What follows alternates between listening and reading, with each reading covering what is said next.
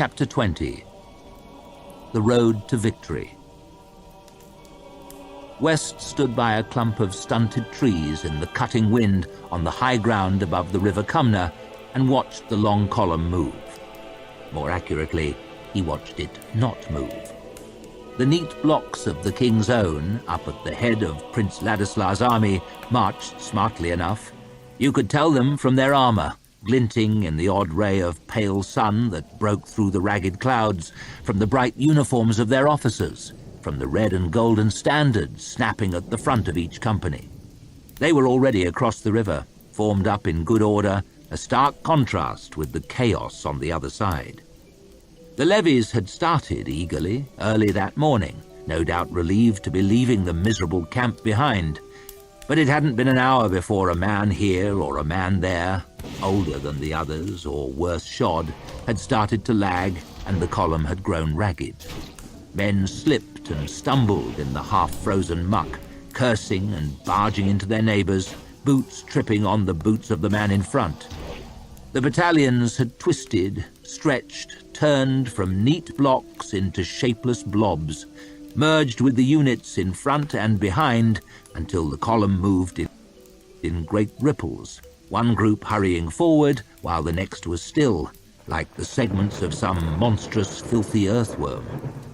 As soon as they reached the bridge, they had lost all semblance of order. The ragged companies squeezed into that narrow space, shoving and grunting, tired and bad-tempered. Those waiting behind pressed in tighter and tighter, impatient to be across so they could rest, slowing everything down still further with the weight of their bodies.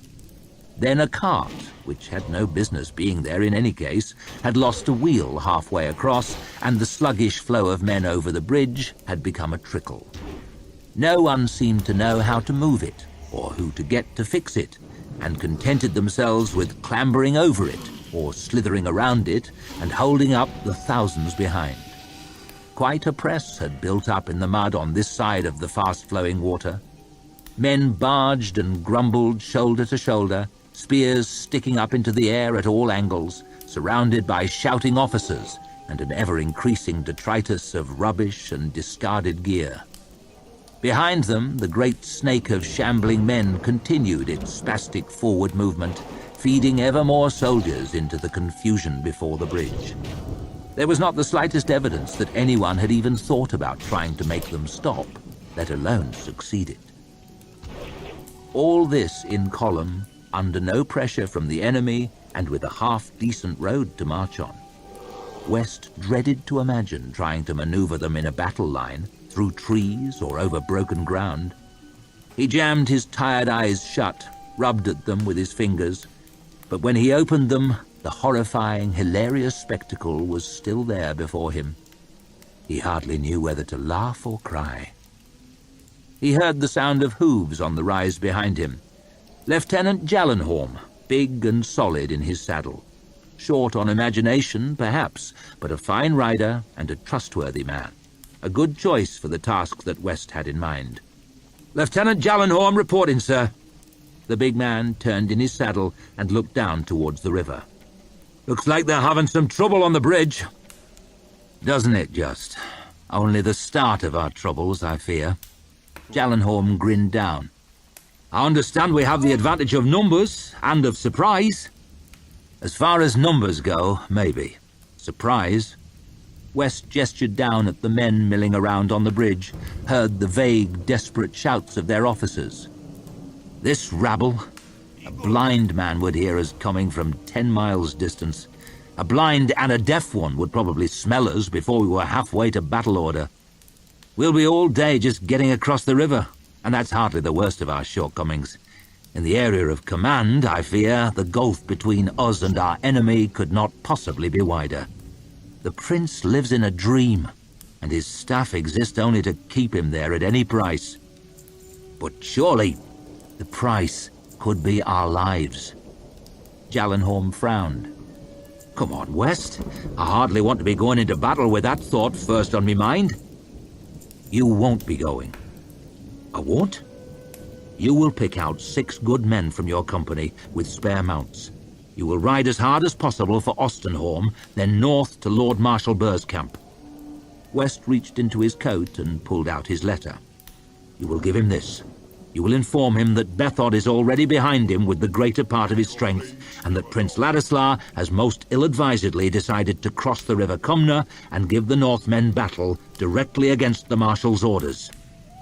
West clenched his teeth. "Bethod will see us coming from miles away. We are handing the choice of the ground to our enemy, so that Prince Ladislas can appear bold. Boldness is the best policy in war, apparently." "West, surely it's not that bad?" "When you reach Marshal Burr, tell him that Prince Ladislas has almost certainly been defeated, quite possibly destroyed, and the road to Ostenholm left open. He'll know what to do."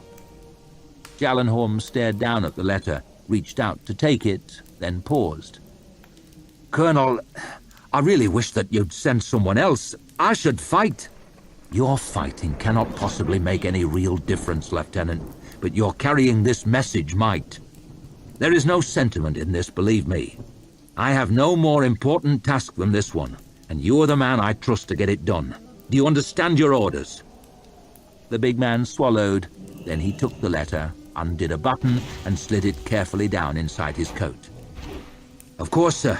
I'm honored to carry it." He began to turn his horse. "There is one more thing." West took a deep breath. "If I should get myself killed, when this is over, could you carry a message to my sister?"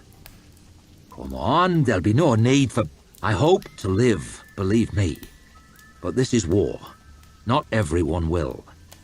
If I don't come back, just tell Ardy—" He thought about it for a moment.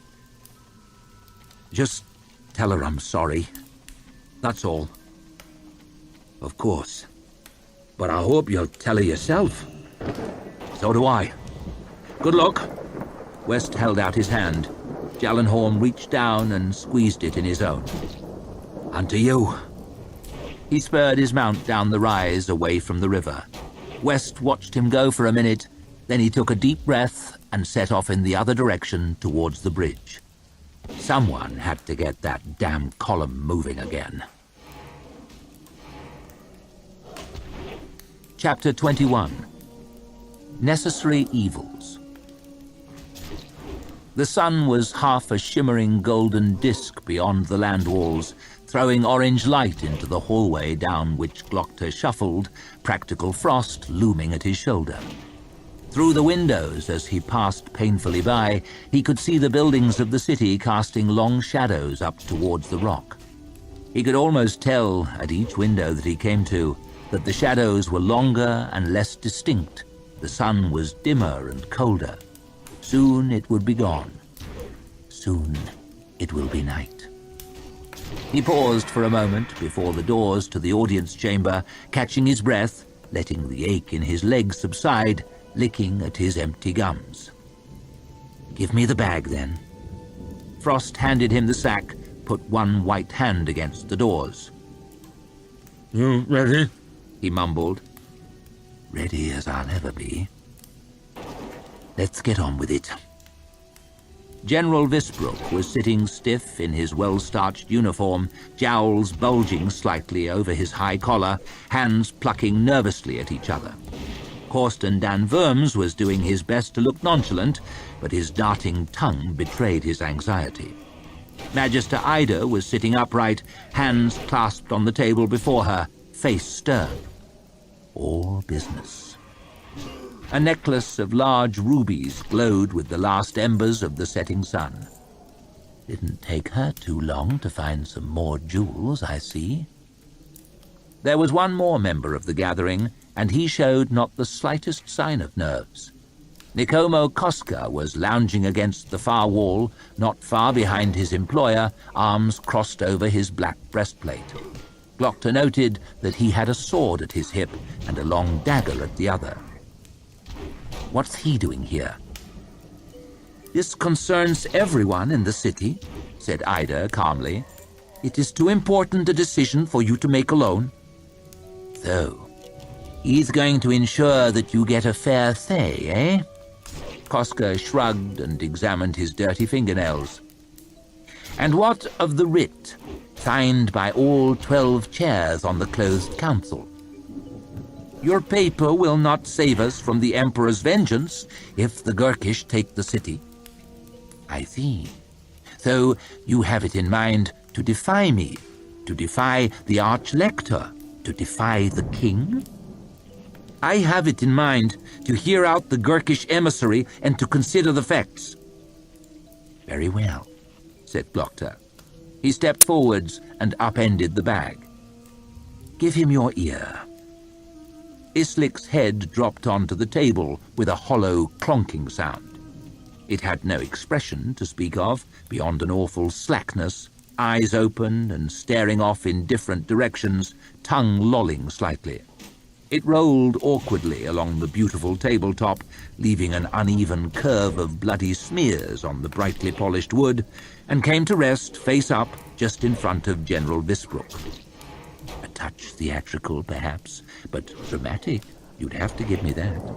No one can be left in any doubt as to my level of commitment. Visbrook gawped down at the bloody head on the table before him, his mouth slowly falling further and further open. He started up from his seat and stumbled back, his chair clattering over on the tiles. He raised a shaking finger to point at Glokta. "You're mad! You're mad! There'll be no mercy for anyone! Every man, woman, and child in Dagoskar! If the city falls now, there's no hope for any of us!" Glokta smiled his toothless smile.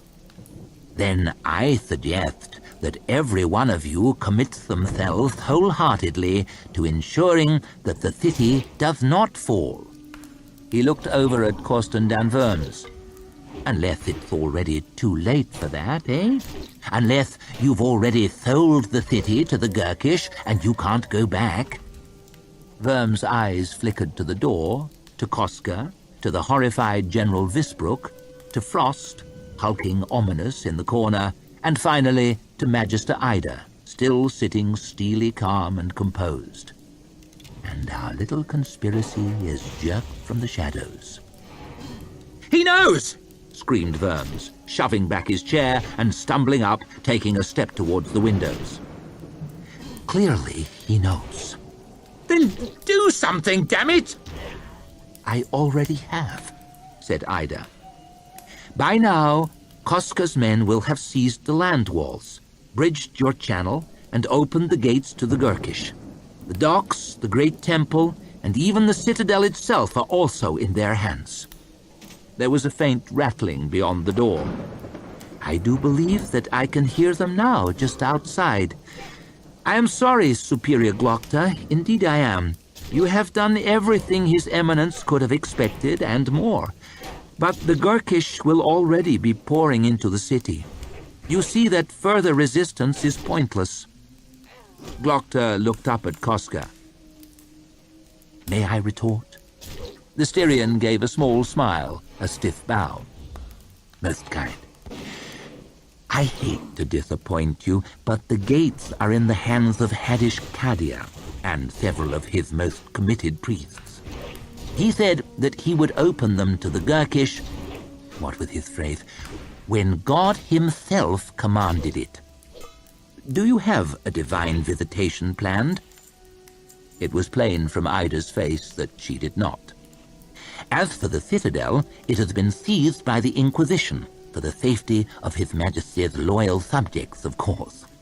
Those are my practicals that you can hear outside. As for Master Koska's mercenaries, at their posts on the walls, Superior, as ordered." The Styrian snapped his heels together and gave an impeccable salute. "They stand ready to repel any assault by the Gurkish." He grinned down at Ida. "I do apologize that I must leave your service at such a crucial time, Magister, but you understand that I had a better offer." There was a stunned pause. Visbrook could hardly have looked more flabbergasted if he had been struck by lightning. Worms stared around, wild-eyed. He took one more step back, and Frost took a stride towards him. Magister Ida's face had drained of color. And so the chase ends, and the foxes are at bay. You should hardly be surprised. Glocta settled back comfortably in his chair. Nikomo Kothka's disloyalty is a legend throughout the circle of the world. There's hardly a land under the sun in which he hasn't betrayed an employer. The Styrian smiled and bowed once more. It is your wealth, muttered Ida, not his disloyalty, that surprises me. Where did you get it? Glocta grinned. The world is full of surprises. You fucking stupid bitch! Screamed Verms. His steel was only halfway out before Frost's white fist crunched into his jaw and flung him senseless against the wall. Almost at the same moment, the doors crashed open and Vitari burst into the room, half a dozen practicals behind her, weapons at the ready. Everything all right? She asked. Actually, we're just finishing up. Take out the rubbish, would you, Frost? The albino's fingers closed around Verm's ankle and hauled him bodily across the floor and out of the audience chamber. Ida watched his slack face slide across the tiles, then looked up at Glocta. What now? Now the cells. Then? Then we'll see. He snapped his fingers at the practicals, jerked his thumb towards the door.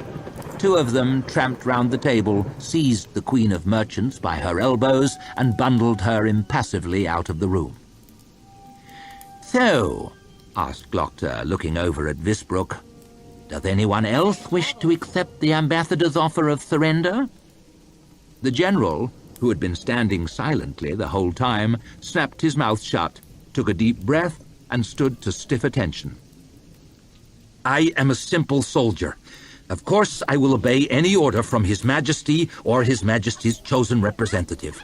If the order is to hold Degoska to the last man, I will give the last drop of my blood to do it. I assure you that I knew nothing of any plot. I acted rashly, perhaps, but at all times honestly, in what I felt were the best interests of... Glocta waved his hand. I am convinced. Bored, but convinced. I have already lost half the ruling council today. To lose any more might make me look greedy. The Gurkish will no doubt make their assault at first light. You should look to our defenses, General. Visbrook closed his eyes, swallowed, wiped some sweat from his forehead. You will not regret your faith in me, Superior. I trust that I will not. Go. The general hurried from the room, as though worried that Glocta might change his mind, and the rest of the practicals followed him. Vitari bent and lifted Verm's fallen chair and slid it carefully back under the table. A neat job. She nodded slowly to herself. Very neat. I'm happy to say I was right about you all along. Glocta snorted. Your approval is worth less to me than you can ever know. Her eyes smiled at him above her mask. I didn't say that I approved. I just said that it was neat. And she turned and sauntered out into the hallway. That only left him and Koska.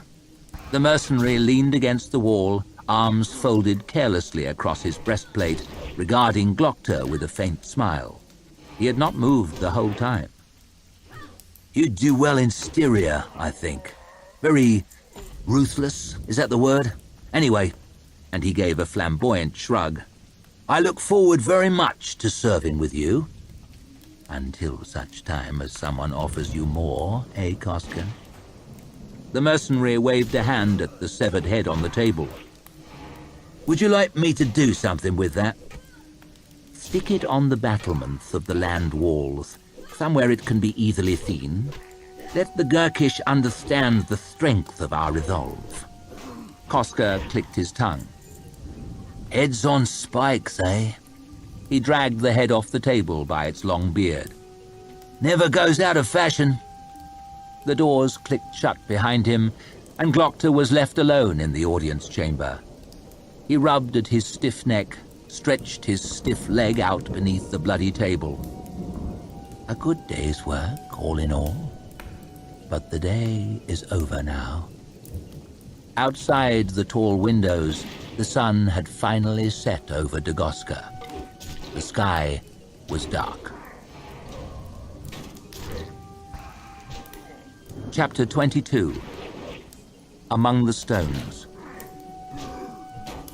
The first traces of dawn were creeping over the plain, a glimmer of light on the undersides of the towering clouds and along the edges of the ancient stones, a muddy flare on the eastern horizon.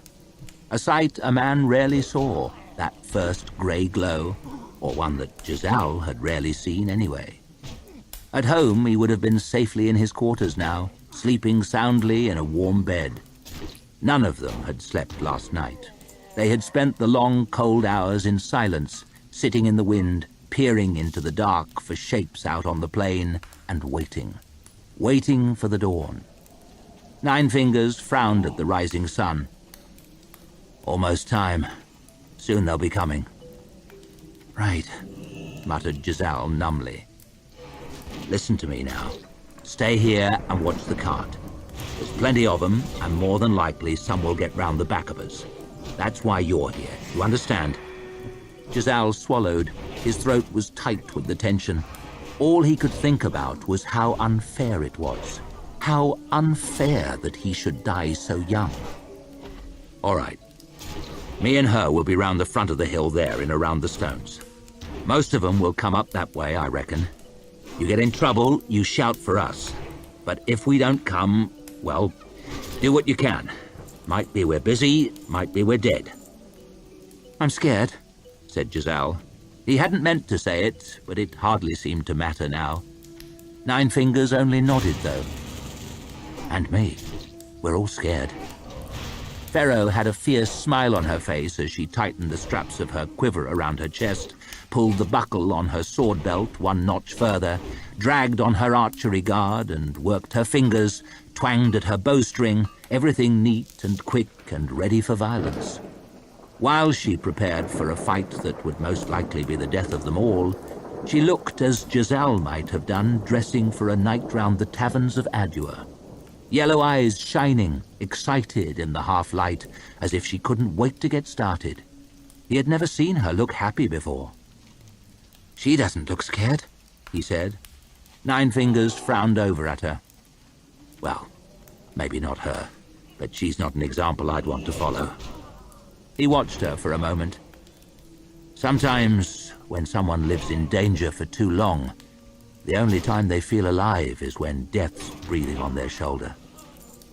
Right, muttered Giselle.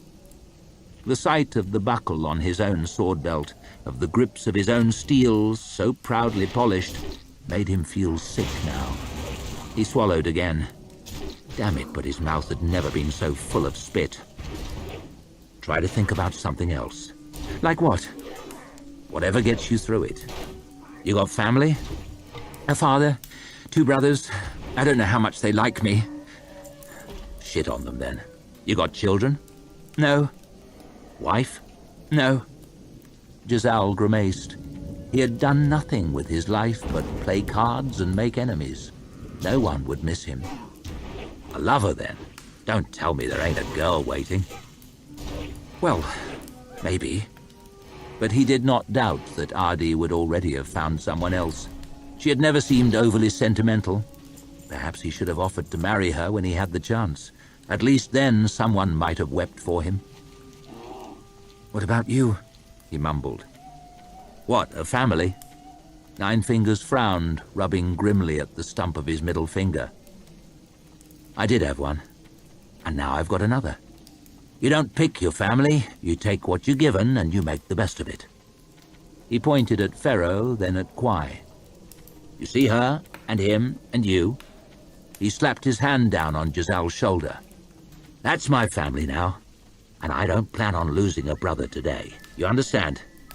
Giselle nodded slowly. You don't pick your family. You make the best of it. Ugly, stupid, stinking, strange. It hardly seemed to matter now. Nine Fingers held out his hand, and Giselle gripped it in his own as hard as he could. The Northman grinned. Luck then, Giselle. And to you."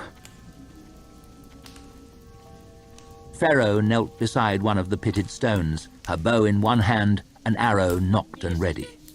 The wind made patterns in the tall grass on the plain below, whipped at the shorter grass on the slope of the hill, plucked at the flights of the 7 arrows stuck into the earth in front of her in a row. 7 arrows was all she had left. Nothing like enough. She watched them ride up to the base of the hill. She watched them climb from their horses, staring upwards. She watched them tighten the buckles on their scuffed leather armor, ready their weapons. Spears, swords, shields, a bow or 2. She counted them. 13. She had been right. But that wasn't much of a comfort. She recognized Phineas, laughing and pointing up at the stones. Bastard. She would shoot him first if she got the chance. But there was no point risking a shot at this range. They would be coming soon, crossing the open ground, struggling uphill. She could shoot them then. They began to spread out, peering up at the stones over the tops of their shields, their boots rustling in the long grass below. They had not seen her yet. There was one at the front without a shield, pounding up the slope with a fierce grin on his face, a bright sword in each hand. She drew the string back, unhurried, felt it dig reassuringly into her chin. The arrow took him in the center of his chest, right through his leather breastplate. He sank to his knees, wincing and gasping. He pushed himself up with one of his swords, took a lurching step.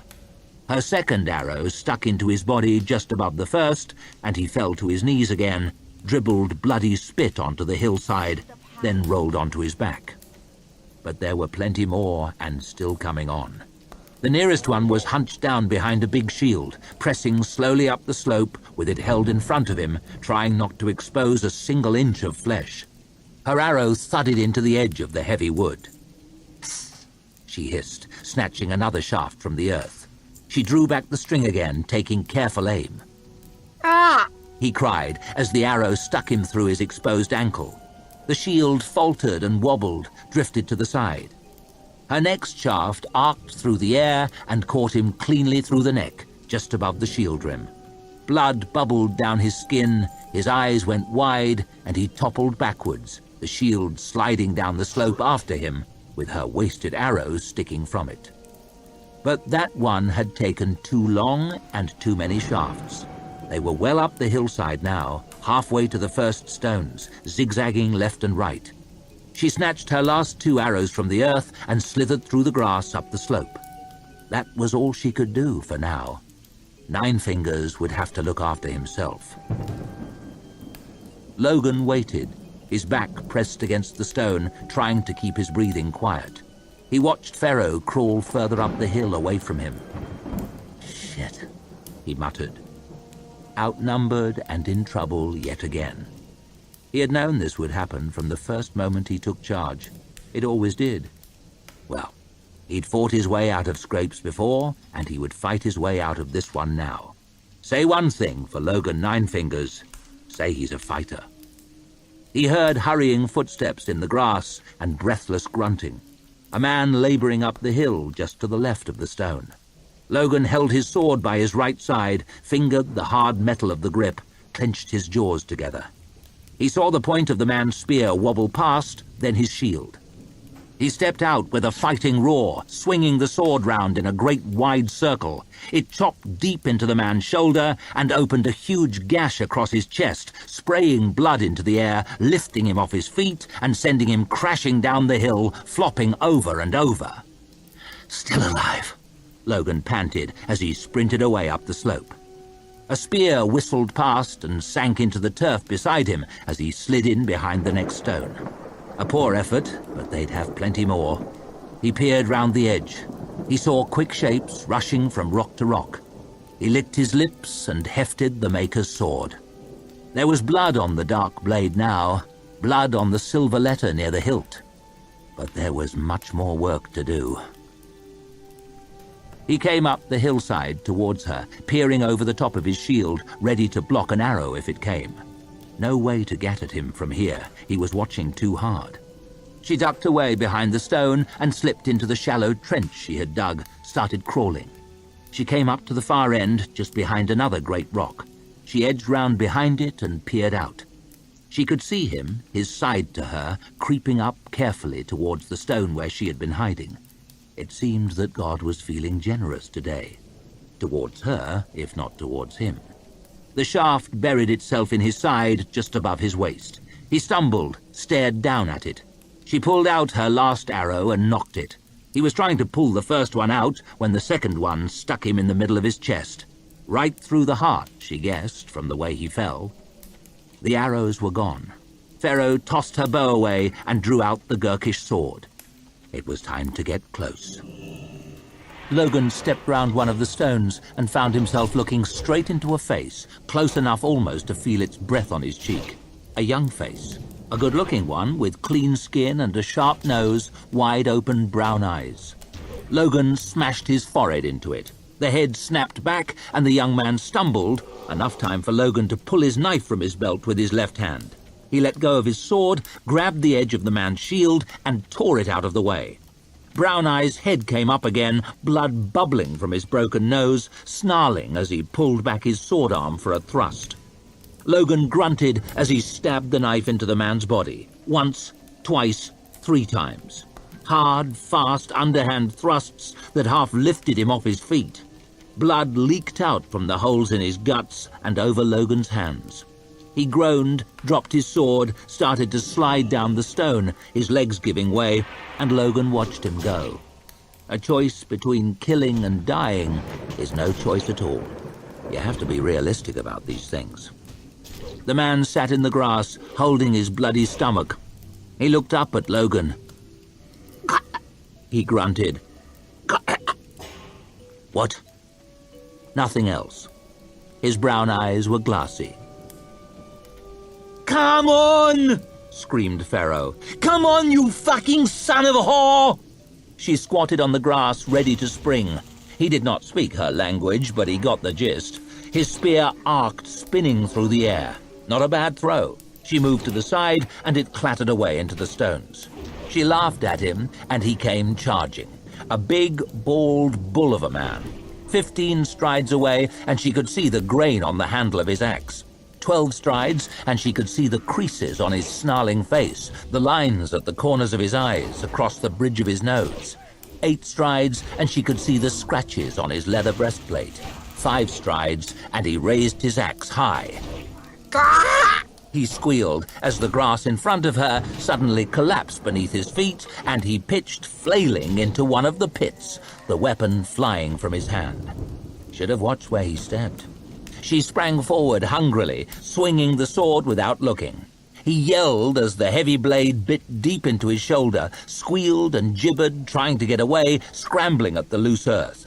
The sword chopped a hole in the top of his head, and he gurgled, thrashed, slid down into the bottom of the pit. The grave. His grave. He did not deserve one, but never mind. She could drag him out later and let him rot on the hillside. He was a big bastard, this one. A great fat giant of a man, half a head taller than Logan. He had a huge club, big as half a tree, but he threw it around easily enough, shouting and roaring like a madman, little eyes rolling with fury in his pudgy face. Logan dodged and tottered between the stones. Not easy trying to keep one eye on the ground behind him and one on that huge flailing tree limb. Not easy. Something was bound to go wrong. Logan stumbled on something. The boot of the brown-eyed man he'd killed a minute before. There's justice for you. He righted himself just in time to see the giant's fist crack him in the mouth. He waddled, dizzy, spitting blood. He saw the club swinging at him, and he leapt back. Not far enough. The very tip of the great lump of wood clipped Logan's thigh and nearly dragged him off his feet. He staggered against one of the stones, squawking and dribbling and grimacing from the pain, fumbled his sword and nearly stabbed himself with it, snatched it up just in time to tumble and fall on his back as the club smashed away a great chunk of rock beside him. The giant lifted his club high over his head, bellowing like a bull. A fearsome move, perhaps, but not a clever one. Logan sat up and stabbed him through his gut, the dark blade sliding right up to the hilt almost, clean through his back. The club dropped from his hands and thudded on the turf behind him, but with some last desperate effort, he leaned down, grabbed hold of a fistful of Logan's shirt and hauled him close, roaring and baring his bloody teeth. He started to raise his great ham of a fist. Logan pulled the knife out of his boot and rammed the blade into the side of the giant's neck. He looked surprised for just a moment, then blood dribbled from his mouth and down his chin. He let go of Logan's shirt, stumbled back, spun slowly round, bounced off one of the stones, and crashed on his face. Seemed that Logan's father had been right. You could never have too many knives. Pharaoh heard the bowstring, but by then it was too late. She felt the arrow pierce her through the back of her shoulder, and when she looked down, she could see the point sticking out the front of her shirt. It made her arm numb. Dark blood leaked out into the dirty cloth. She hissed to herself as she ducked behind one of the stones. She still had the sword, though, and one good arm to use it. She slithered round the rock, the rough surface scraping at her back, listening. She could hear the archer's footfalls in the grass, searching for her, the soft ringing as he drew a blade. She saw him now, his back to her, looking right and left. She jumped at him with the sword, but he turned in time and caught the blade on his own. They crashed down into the grass together and rolled over in a tangle. He scrambled up, thrashing and screaming, clutching at his bloody face. The arrow sticking from her shoulder had stabbed him through the eye as they struggled on the floor. Lucky for her. She sprang forward, and the Gurkish sword chopped his foot out from under him. He screamed again, falling onto his side, mangled leg flopping. He was just pushing himself up when the curved blade hacked halfway through his neck from behind. Pharaoh scrambled through the grass, away from the body, her left arm hanging nearly useless, her right fist gripped tight around the grip of the sword, looking for more work. Phineas moved this way and that, dancing around, light on his feet. He had a big square shield on his left arm, a short, thick sword in the other hand. He twirled it around as he moved, watery sun flashing on the edge, grinning all the while, long hair flapping around his face in the wind. Logan was too tired to move much, so he just stood there and caught his breath, the Maker's sword hanging down by his side. "What happened to your sorcerer?" grinned Phineas. "No tricks this time, eh?" "No tricks." "Well, you've led us a merry dance, I'll give you that. But we got here in the end." "Got where?" Logan looked down at the corpse of the brown-eyed man sat against the stone beside him. "If this was what you wanted, you could have killed yourself days ago and saved me the trouble." Phineas frowned. "You'll find I'm made of different stuff from these fools, Northmen. We're all made of the same stuff. I don't need to carve another body to find that out." Logan stretched his neck out, hefted the Maker's sword in his hand. "But if you're set on showing me your contents, I'll not disappoint you." "All right, then." Phineas started forward. "If you're that keen to see hell." He came on fast and hard, the shield up in front of him, herding Logan through the stones, jabbing and chopping quick with the sword. Logan stumbled back, short of breath, looking for an opening but not finding one. The shield barged into his chest and knocked his breath out, pressed him back.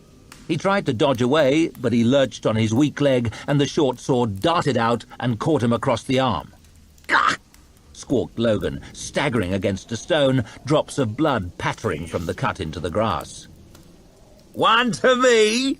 chuckled Phineas, dancing sideways and waving his sword around.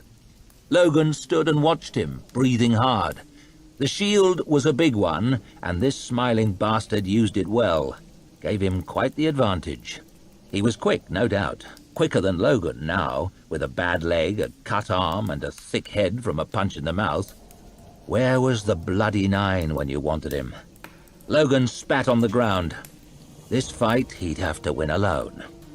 He edged back, stooping more and panting harder than he needed to, letting his arm dangle as if it was useless, blood dripping from his limp fingers, blinking and wincing. He edged back past the stones into a space with more room, a nice wide space where he could get a decent swing. Phineas followed him, shield held up in front. "That it?" he grinned as he came on. Already fading, eh? I can't say I'm not disappointed. I was hoping for a... Logan roared, springing suddenly forward and lifting the Maker's sword above his head in both hands. Phineas scrambled back, but not quite far enough. The grey blade tore a chunk from the corner of his shield, sliced clean through, and chopped deep into the side of one of the stones with a mighty clang, sending chips of rock spinning. The impact nearly tore the sword from Logan's hands, sent him flailing sideways. Phineas groaned. Blood was running from a cut on his shoulder, a cut right through his leather armor and into the flesh. The tip of the sword must have gashed him as it passed. Not deep enough to kill, unfortunately, but deep enough to make the point all right. It was Logan's turn to grin. "That it?" They moved at the same moment. The two blades clanged together, but Logan's grip was the stronger. Phineas's sword twittered as it spun from his hand and away down the hillside.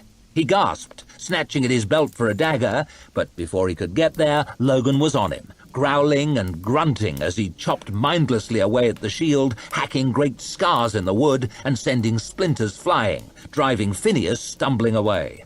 One last blow crashed into the shield, and he staggered from the force of it, tripped over the corner of a fallen stone poking through the grass, and tumbled onto his back. Logan gritted his teeth and swung the Maker's sword down. It sliced clean through the greave on Phineas's shin and took his foot off just above the ankle, splattering blood into the grass. He dragged himself backwards, started to scramble up, shrieked as he tried to put his weight on his missing foot, dropped onto the stump, and sprawled on his back again, coughing and groaning. "My foot!" he wailed. "Put it out of your mind," growled Logan, kicking the dead thing out of his way and stepping forward. "Wait!" gurgled Phineas, shoving himself back through the grass with his good leg towards one of the standing stones, leaving a bloody trail behind him. "For what?" "Just wait!" He dragged himself up the rock, hopped on his remaining foot, cringing away. "Wait!" he screamed. Logan's sword caught the inside rim of the shield, tore the straps away from Phineas's limp arm, and flung it bouncing down the slope on its chewed-up edge. Phineas gave a desperate wail and pulled out his knife, poised himself on his one good leg to lunge. Logan chopped a great gash in his chest. Blood sprayed out and showered down his breastplate. His eyes bulged. He opened his mouth wide, but all that came out was a gentle wheeze. The dagger dropped from his fingers and fell silently into the grass. He slid sideways and dropped onto his face. Back to the mud with that. Logan stood and blinked and breathed. The cut on his arm was starting to sting like fire. His leg was aching. His breath was coming in ragged gasps. "Still alive," he muttered to himself. "Still alive." He closed his eyes for a moment. "Shit," he gasped. The others. He started to hobble back up the slope towards the summit. The arrow in her shoulder had made her slow. Her shirt was wet with blood, and she was getting thirsty and stiff and sluggish.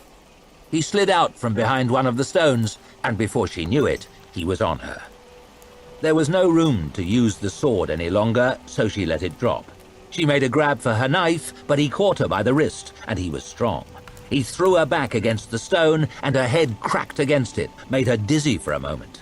She could see a muscle trembling under his eye, the black pores on his nose, the fibers standing out on his neck. She twisted and struggled, but his weight bore down on her. She snarled and spat, but even Pharaoh's strength was not endless. Her arms trembled, her elbows bent. His hand found her throat and tightened round it. He muttered something through clenched teeth, squeezing and squeezing. She could not breathe any longer, and the strength was ebbing out of her.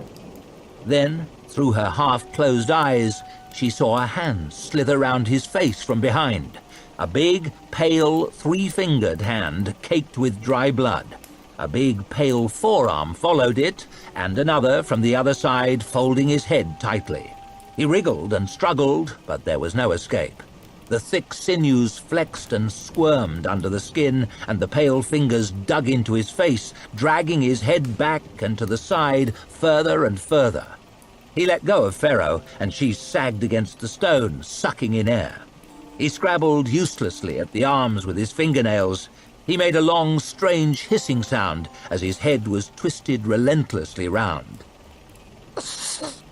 Crunch. The arms let go, and he crumpled on the floor, head hanging. Nine Fingers stood behind. There was dry blood across his face, blood on his hands, blood soaked through his torn clothes. His face was pale and twitchy, streaked with dirt and sweat. "You all right? About like you," she croaked. "Any left?" He put one hand on the stone beside her and leaned over, spat blood out onto the grass. "Dunno. Couple, maybe." She squinted up at the summit of the hill. "Up there?"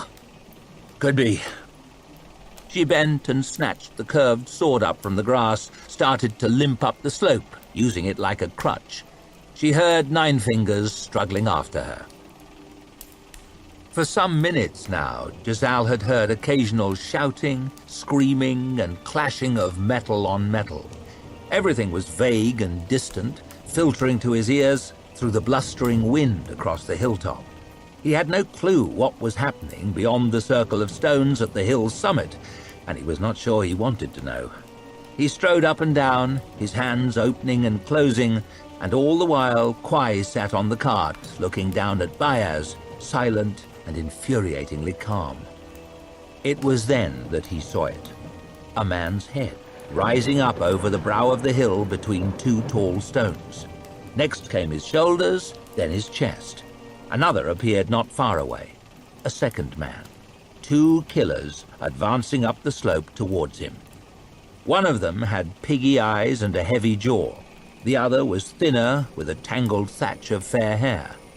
They moved cautiously up onto the summit of the hill until they stood within the circle of stones, examining Giselle and Kwai and the cart with no particular urgency.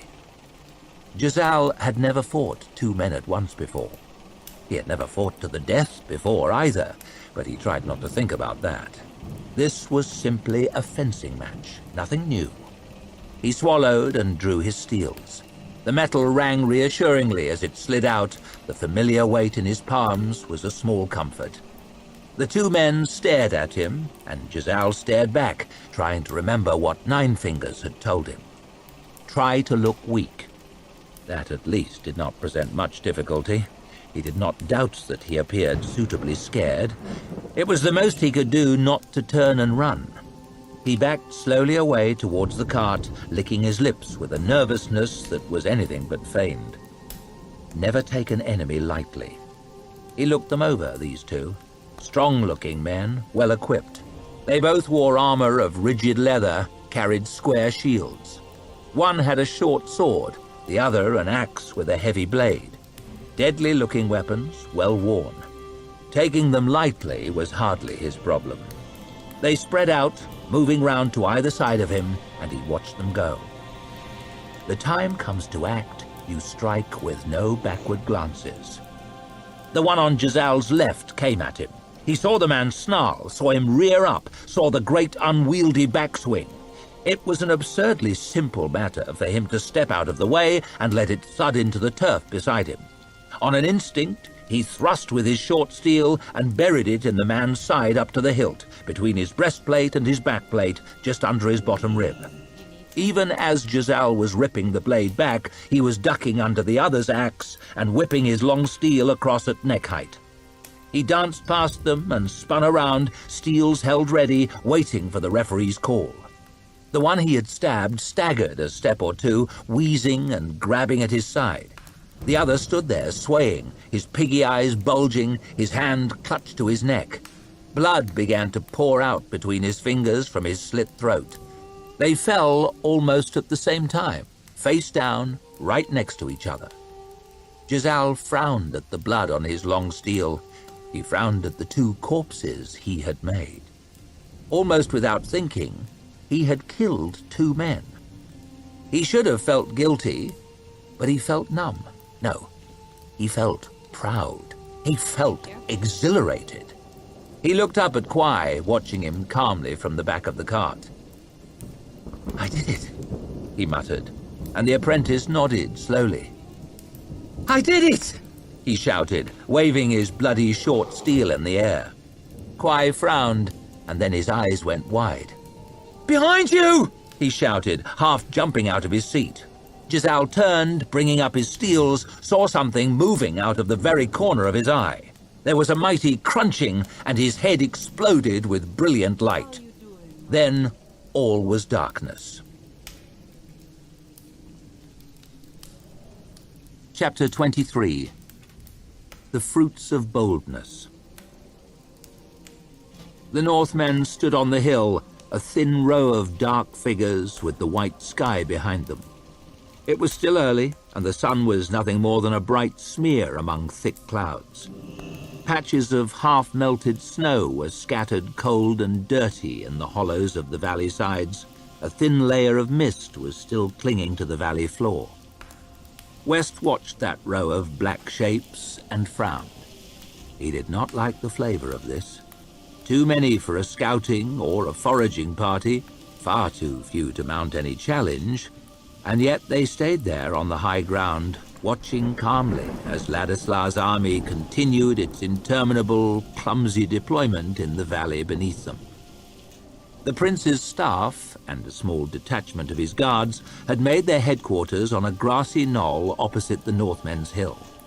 It had seemed a fine dry spot when the scouts found it early that morning, well below the enemy perhaps, but still high enough to get a good view of the valley. Since then, the passage of thousands of sliding boots, squashing hooves, and churning cartwheels had ground the wet earth to sticky black muck. West's own boots, and those of the other men around, were caked with it, their uniforms spattered with it. Even Prince Ladislaus' pristine whites had acquired a few smears. A couple of 100 strides ahead on lower ground was the center of the Union battle line. 4 battalions of the King's Own infantry formed the backbone, each one a neat block of bright red cloth and dull steel, looking at this distance as though they had been positioned with a giant ruler. In front of them were a few thin ranks of flat bowmen in their leather jerkins and steel caps. Behind were the cavalry, dismounted for the time being, the riders looking strangely ungainly in full armor. Spread out to either side were the haphazard shapes of the levy battalions, with their assortment of mismatched equipment, their officers bellowing and waving their arms, trying to get the gaps to close up, the skewed ranks to straighten, like sheepdogs barking at a flock of wayward sheep.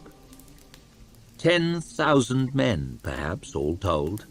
Every one of them, West knew, was looking up at that thin screen of Northmen, no doubt with the same nervous mixture of fear and excitement, curiosity and anger that he was feeling at his first sight of the enemy. They hardly seemed too fearsome through his eyeglass. Shaggy-headed men, dressed in ragged hides and furs, gripping primitive-looking weapons. Just what the least imaginative members of the prince's staff might have been expecting. They scarcely looked like any part of the army that Three Trees had described, and West did not like that. There was no way of knowing what was on the far side of that hill, no reason for those men to be there but to distract them or draw them on. Not everyone shared his doubts, however. "They mock us!" snapped Smund, squinting up through his own eyeglass. "We should give them a taste of Union lances. A swift charge, and our horsemen will sweep that rabble aside and carry that hill." He spoke almost as if the carrying of that hill, irrelevant except for the fact that the Northmen were standing on it, would bring the campaign to a swift and glorious conclusion. West could do nothing but grit his teeth and shake his head, as he had done 100 times already today. "They have the high ground," he explained, taking care to speak slowly and patiently. "Poor terrain for a charge, and they may have support. Bethod's main body, for all we know, just over the rise." "They look like nothing more than scouts," muttered Ladislaus. "Looks can lie, your highness, and that hill is worthless. Time is with us. Marshal Burr will be marching to our aid, while Bethod can expect no help. We have no reason to seek a battle now." Smund snorted.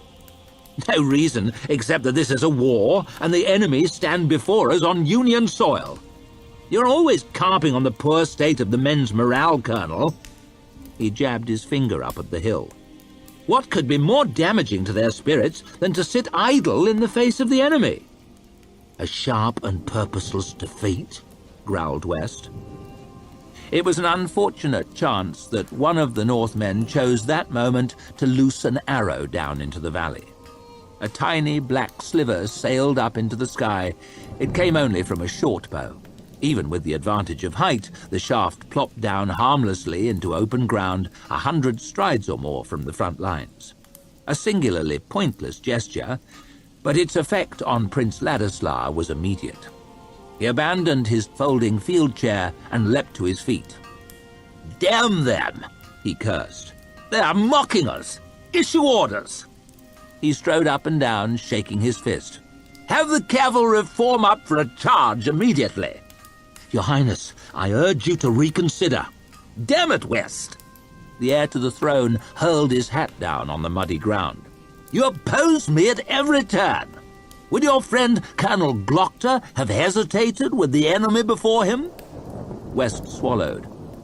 "Colonel Glockter was captured by the Gurkish and caused the deaths of every man under his command." He bent slowly and picked up the hat, offered it respectfully up to the prince, wondering all the while whether he had just brought his career to an abrupt end.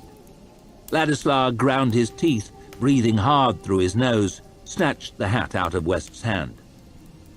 "I have made my decision. Mine is the burden of command, and mine alone." He turned back towards the valley. "Sound the charge!"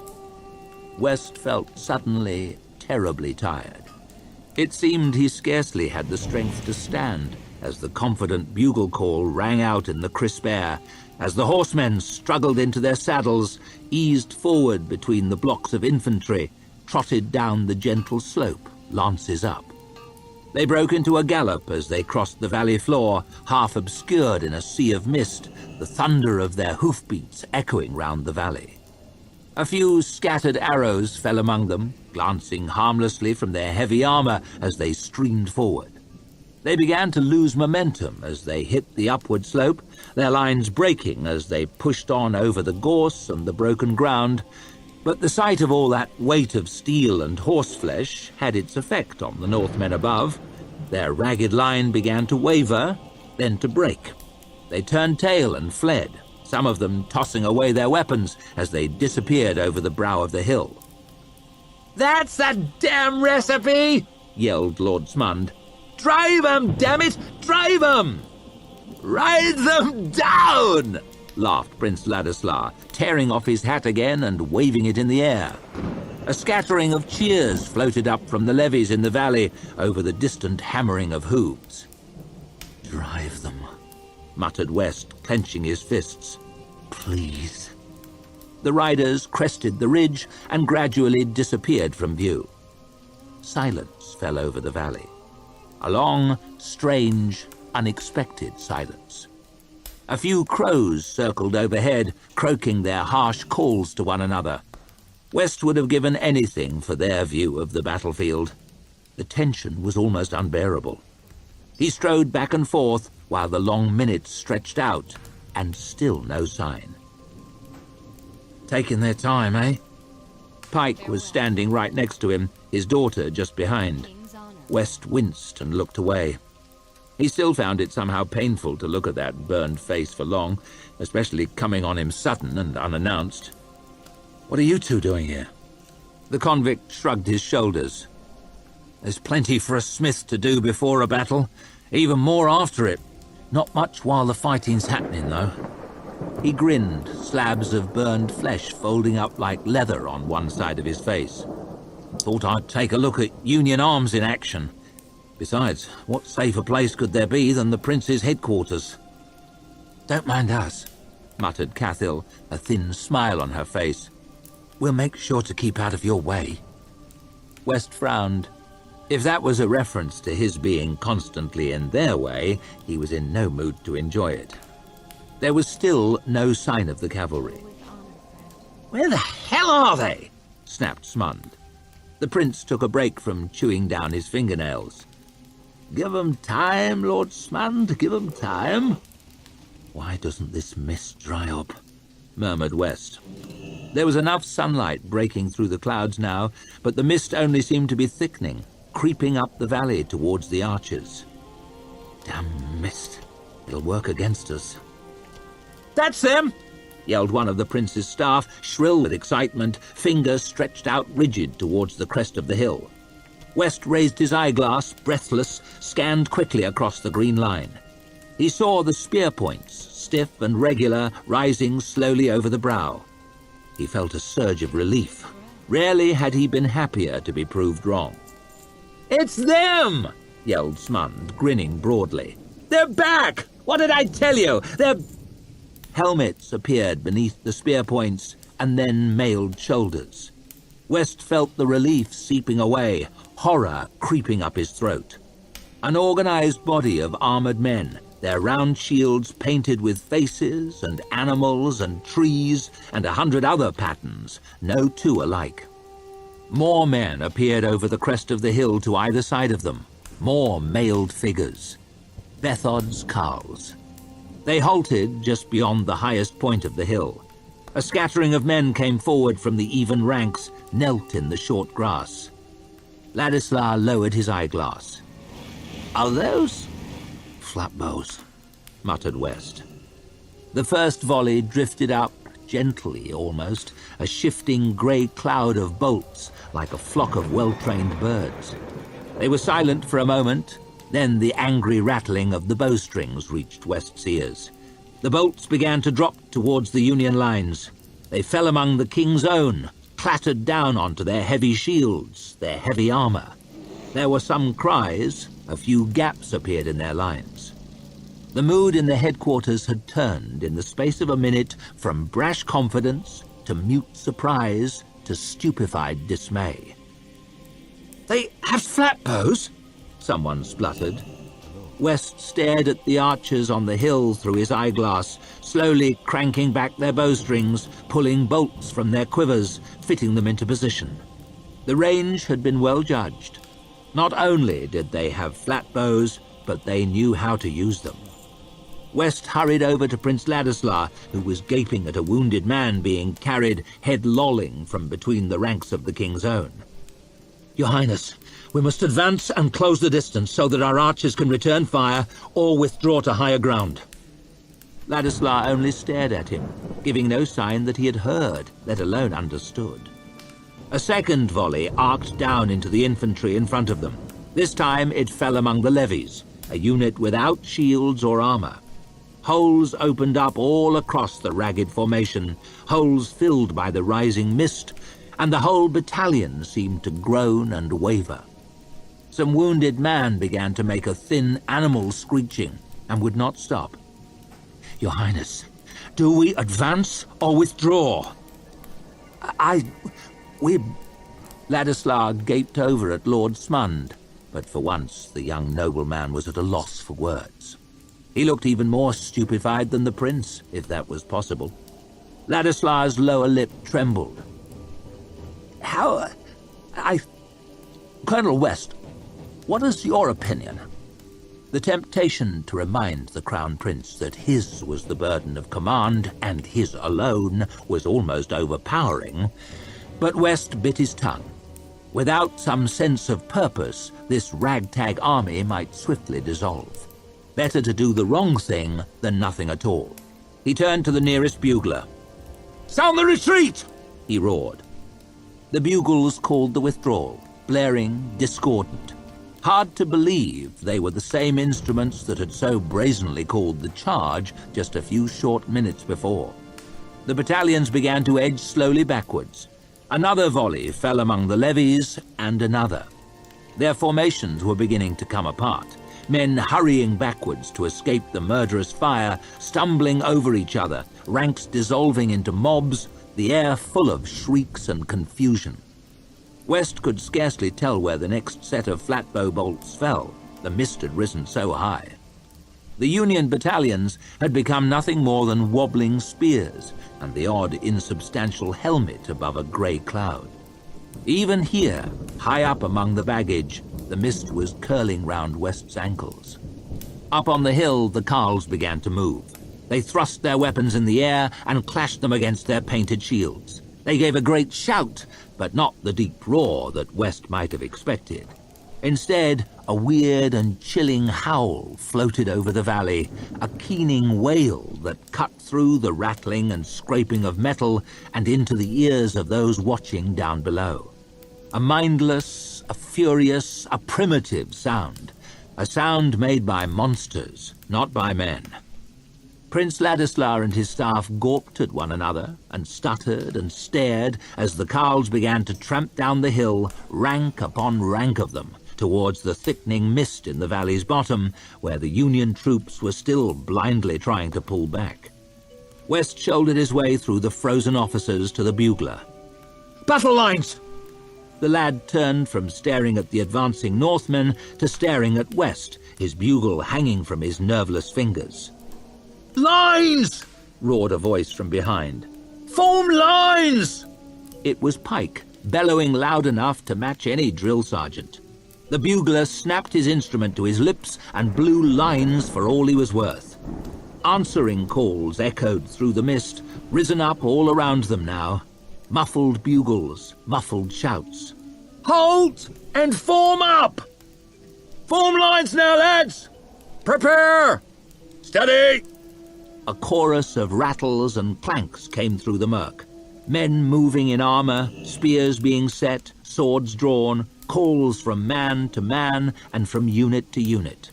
Above all, growing steadily louder, the unearthly howling of the Northmen as they began their charge, surging down from the high ground and into the valley. West felt a chill in his own blood, even with 100 strides of earth and a few thousand armed men between him and the enemy. He could well imagine the fear those in the front lines were feeling now as the shapes of the carls began to rise out of the mist before them, screaming their war cries with their weapons held high. There was no sound that signified the moment of contact. The clattering grew louder and louder, the shouts and the howls were joined by high-pitched cries, low-pitched growls, shrieks of pain or rage mixed into the terrifying din with ever greater frequency. Nobody in the headquarters spoke. Every man, West among them, was peering into the murk, straining with every sense to get some hint of what might be happening just before them in the valley. There! Someone shouted. A faint figure was moving through the gloom ahead. All eyes were fixed on it as it took shape before them. A young, breathless, mud-splattered and highly confused lieutenant. Where the hell is the headquarters? He shouted as he stumbled up the slope towards them. This is it. The man gave West a flamboyant salute. Your Highness. I am Ladislas, snapped the real prince. The man turned, bewildered, began to salute once more. Speak your message, man. Of course, sir. Your Highness, Major Bodson has sent me to tell you that his battalion is heavily engaged and... He was still gasping for breath. He needs reinforcement. Ladislas stared at the young man as though he had been speaking in a foreign language. He looked at West. Who is Major Bodson? Commander of the 1st Battalion of the Starexa levies, Your Highness, on our left wing. Left wing? I see. A semicircle of brightly dressed staff officers had congealed around the breathless lieutenant. Tell the Major to hold! Shouted one of them. Yes, said Ladislas.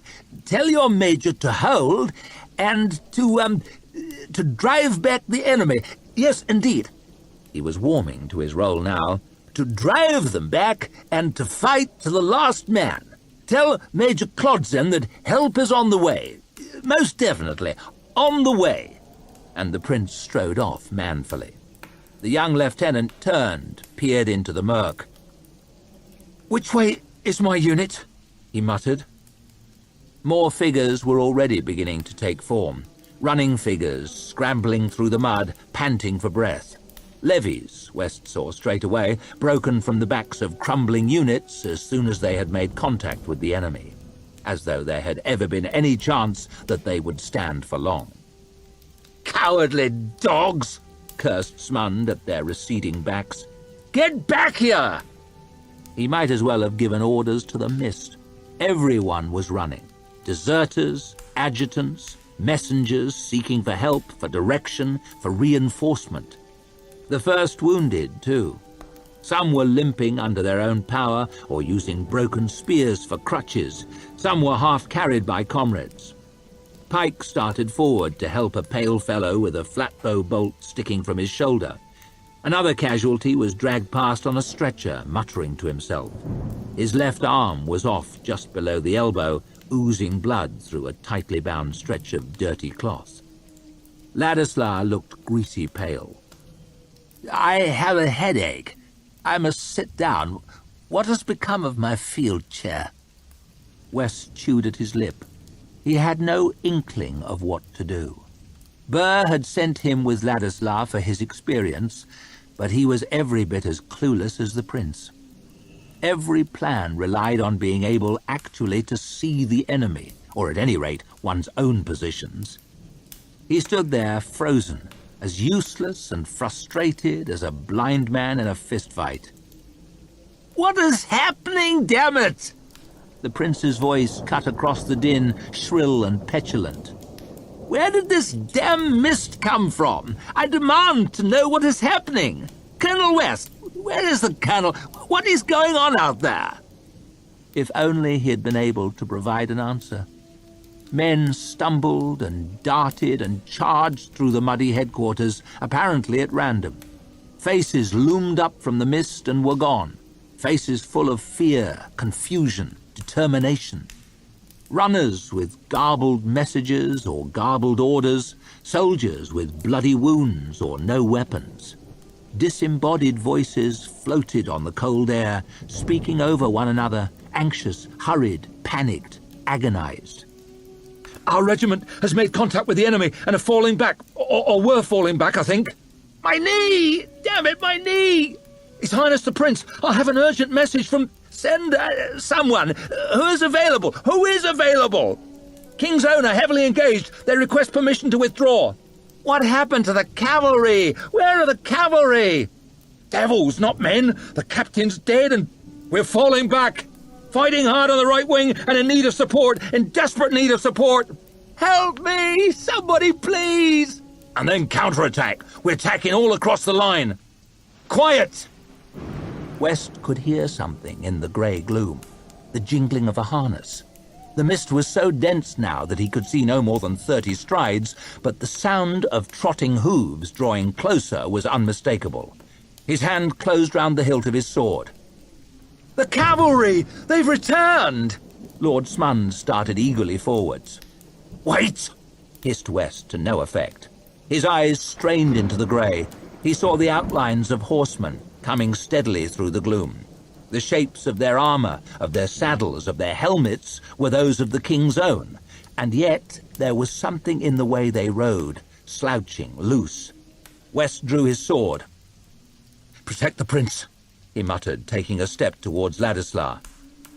You there! Shouted Lord Smund at the foremost horseman. Prepare your men for another... The rider's sword chopped into his skull with a hollow, clicking sound. A spray of blood went up, black in the white mist, and the horsemen broke into a charge, screaming at the tops of their voices. Terrifying, eerie, inhuman sounds. Smund's limp body was flung out of the way by the leading horse, trampled under the flailing hooves of the one beside it.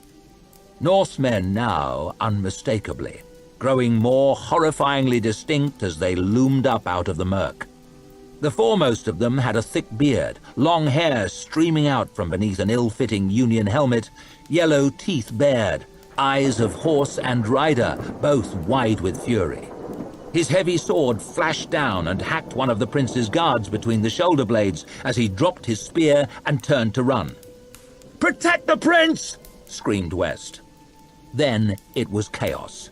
Horses thundered past all around. Riders yelled, hacked about them with swords and axes. Men ran in all directions, slipped, fell, were cut down where they stood, were trampled where they lay. The heavy air was full of the wind of passing horsemen, flying mud, screams and panic and fear. West dived out of the way of flailing hooves, sprawled on his face in the muck, slashed uselessly at a passing horse, rolled and spun and gasped at the mist. He had no idea which way he was facing. Everything sounded the same, looked the same. Protect the prince! He shouted again, pointlessly, voice hoarse, drowned out in the din, spinning round and round. Over on the left! Someone shrieked. Form a line! There were no lines. There was no left. West stumbled over a body, a hand clutched at his leg, and he slashed at it with his sword. Ah! He was on his face. His head hurt terribly. Where was he? Fencing practice, perhaps? Had Luther knocked him down again?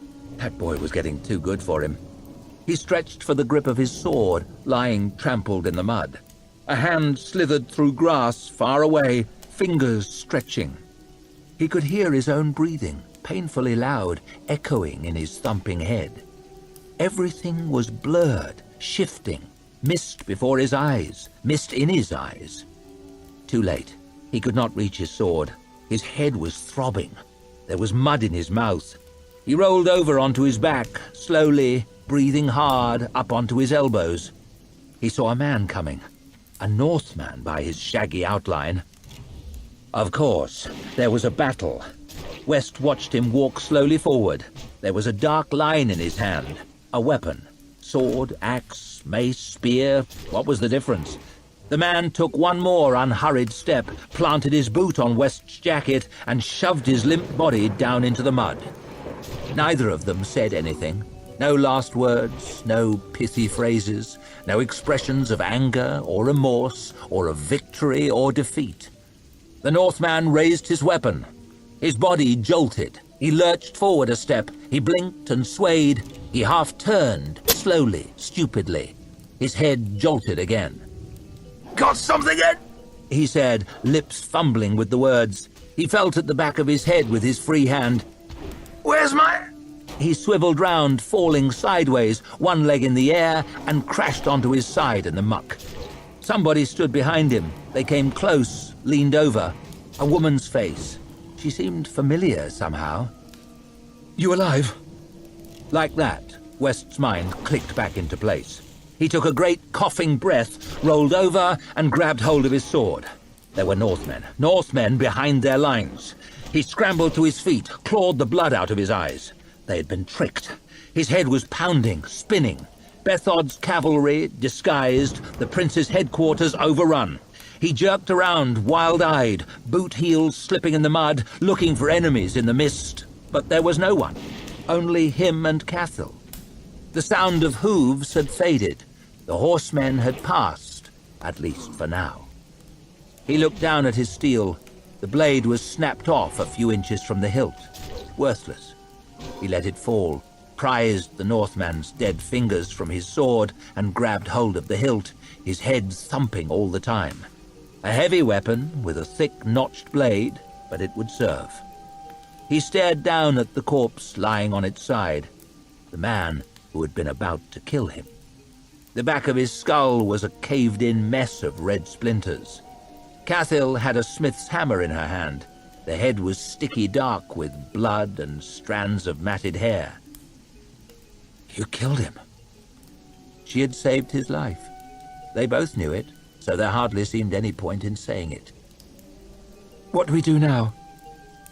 Head for the front lines. That was what the dashing young officer always did in the stories West had read as a boy. March for the sounds of battle. Rally a new unit from stragglers and lead them into the fray. Turn the tide of the fighting at the critical moment. Home in time for dinner and medals. Looking down at the wreckage and the broken corpses the horsemen had left behind, West almost laughed at the idea. It was suddenly too late for heroics, and he knew it. It had been too late for a long time. The fates of the men down in the valley had been set long ago, when Ladislas chose to cross the river, when Burr set upon his plan, when the closed council decided to send the crown prince to win a reputation in the north, when the great noblemen of the Union sent beggars instead of soldiers to fight for their king. 100 different chances from days and weeks and months before, all coming together here on this worthless stretch of mud. Chances which neither Burr nor Ladislas nor West himself could have predicted or done anything to prevent. He could make no difference now. No one could. The day was lost. "Protect the prince," he muttered. "What?" West began to cast around on the ground, rooting through the scattered junk, rolling over bodies with his dirty hands. A messenger stared up at him, the side of his face split open, bloody pulp hanging out. West retched, covered his mouth, crawled on his hands and knees to the next corpse. One of the prince's staff, still with a look of faint surprise on his features. There was a ragged sword cut through the heavy gold braid of his uniform, reaching all the way down to his belly. What the hell are you doing? Pike's gruff voice. There's no time for this. The convict had got an axe from somewhere, a heavy northern axe with blood on the edge. Not a good idea, most likely, for a criminal to have a weapon like that, but West had other worries. "We must find Prince Ladislas." "Shit on him!" hissed Cathill. "Let's go!" West shook off her hand, stumbled to a heap of broken boxes, wiping more blood out of his eye. Somewhere near here, Ladislas had been standing. "No, I beg of you, no!" squealed a voice. The heir to the throne of the Union was lying on his back in a hollow in the dirt, half obscured by the twisted corpse of one of his guards. His eyes were squeezed shut, arms crossed in front of his face, white uniform spotted with red blood, caked with black mud. "There will be a ransom," he whimpered. "A ransom! More than you can imagine!" One eye peered out from between his fingers. He grabbed at West's hand. "Colonel West, is it you? You're alive!" There was no time for pleasantries. "Your Highness, we have to go." "Go?" mumbled Ladislas, his face streaked with tear tracks. "But surely you can't mean... Have we won?" West nearly bit his own tongue off. It was bizarre that the task should fall to him, but he had to save the prince. The vain and useless idiot might not deserve saving, but that changed nothing. It was for his own sake that West had to do it, not for Ladislas'. It was his duty as a subject to save his future king, as a soldier to save his general, as one man to save another. It was all he could do now. "You are the heir to the throne and cannot be spared." West reached down and grabbed the prince by the elbow. Ladislas fumbled with his belt. "I lost my sword somewhere." "We have no time." West hauled him up, fully prepared to carry him if he had to. He struck off through the mist, the two convicts close behind him. "Are you sure this is the right way?" growled Pike. "I'm sure." He was anything but. The mist was thicker than ever. The pounding in his head and the blood trickling into his eye made it hard to concentrate. The sounds of fighting seemed to come from all around.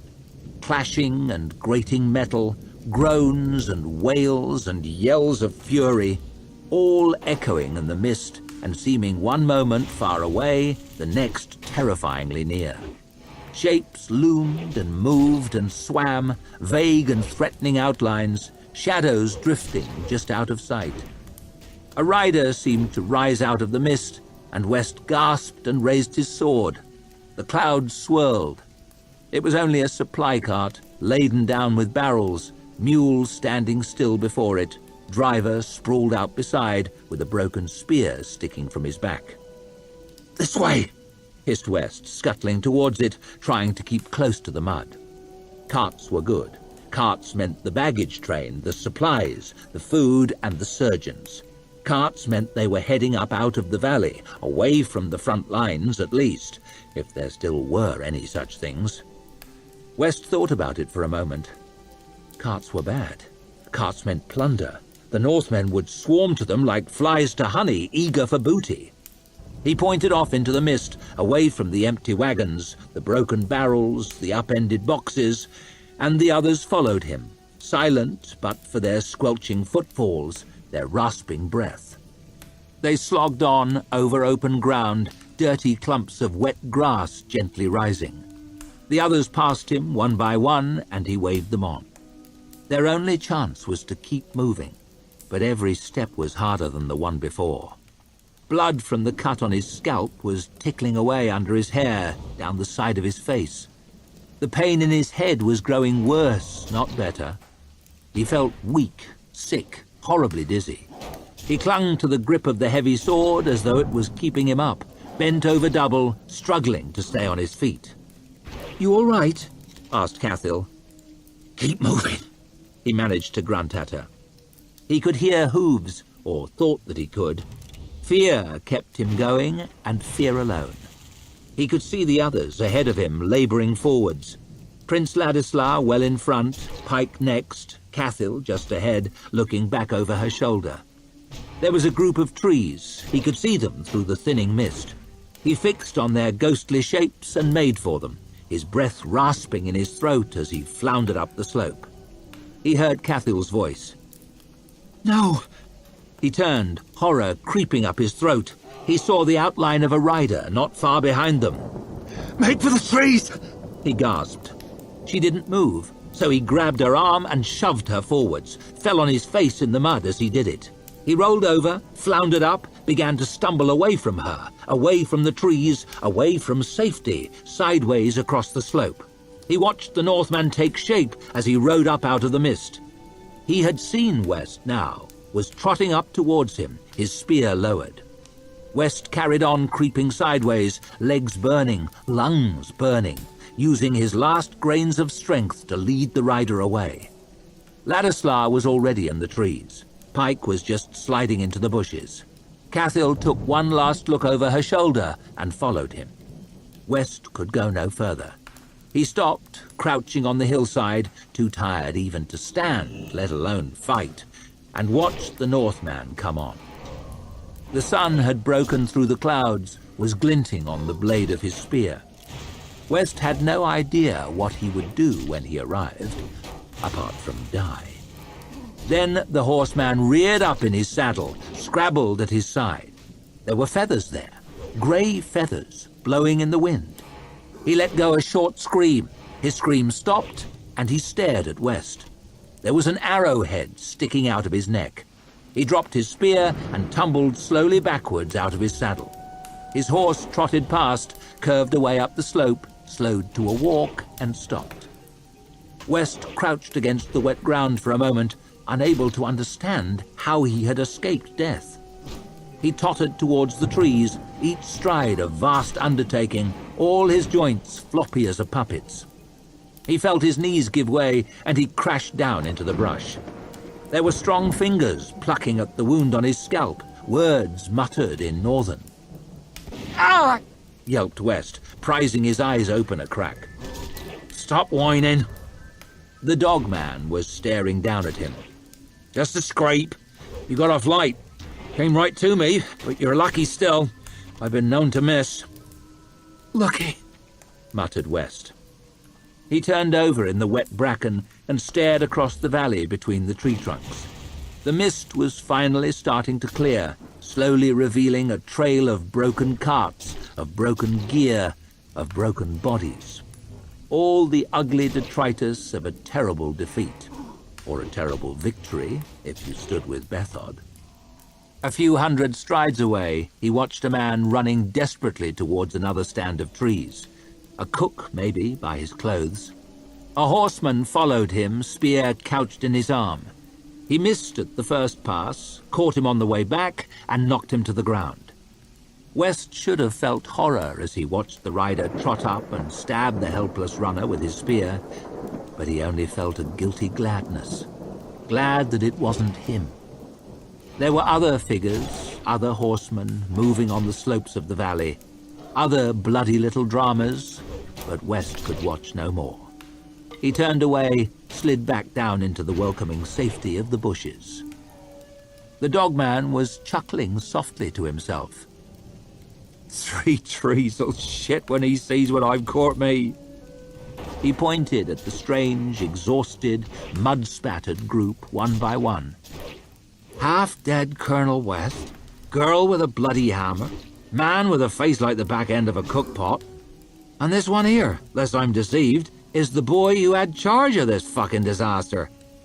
By the dead, but fate plays some tricks. He shook his head slowly, grinning down at West as he lay on his back, gasping like a landed fish.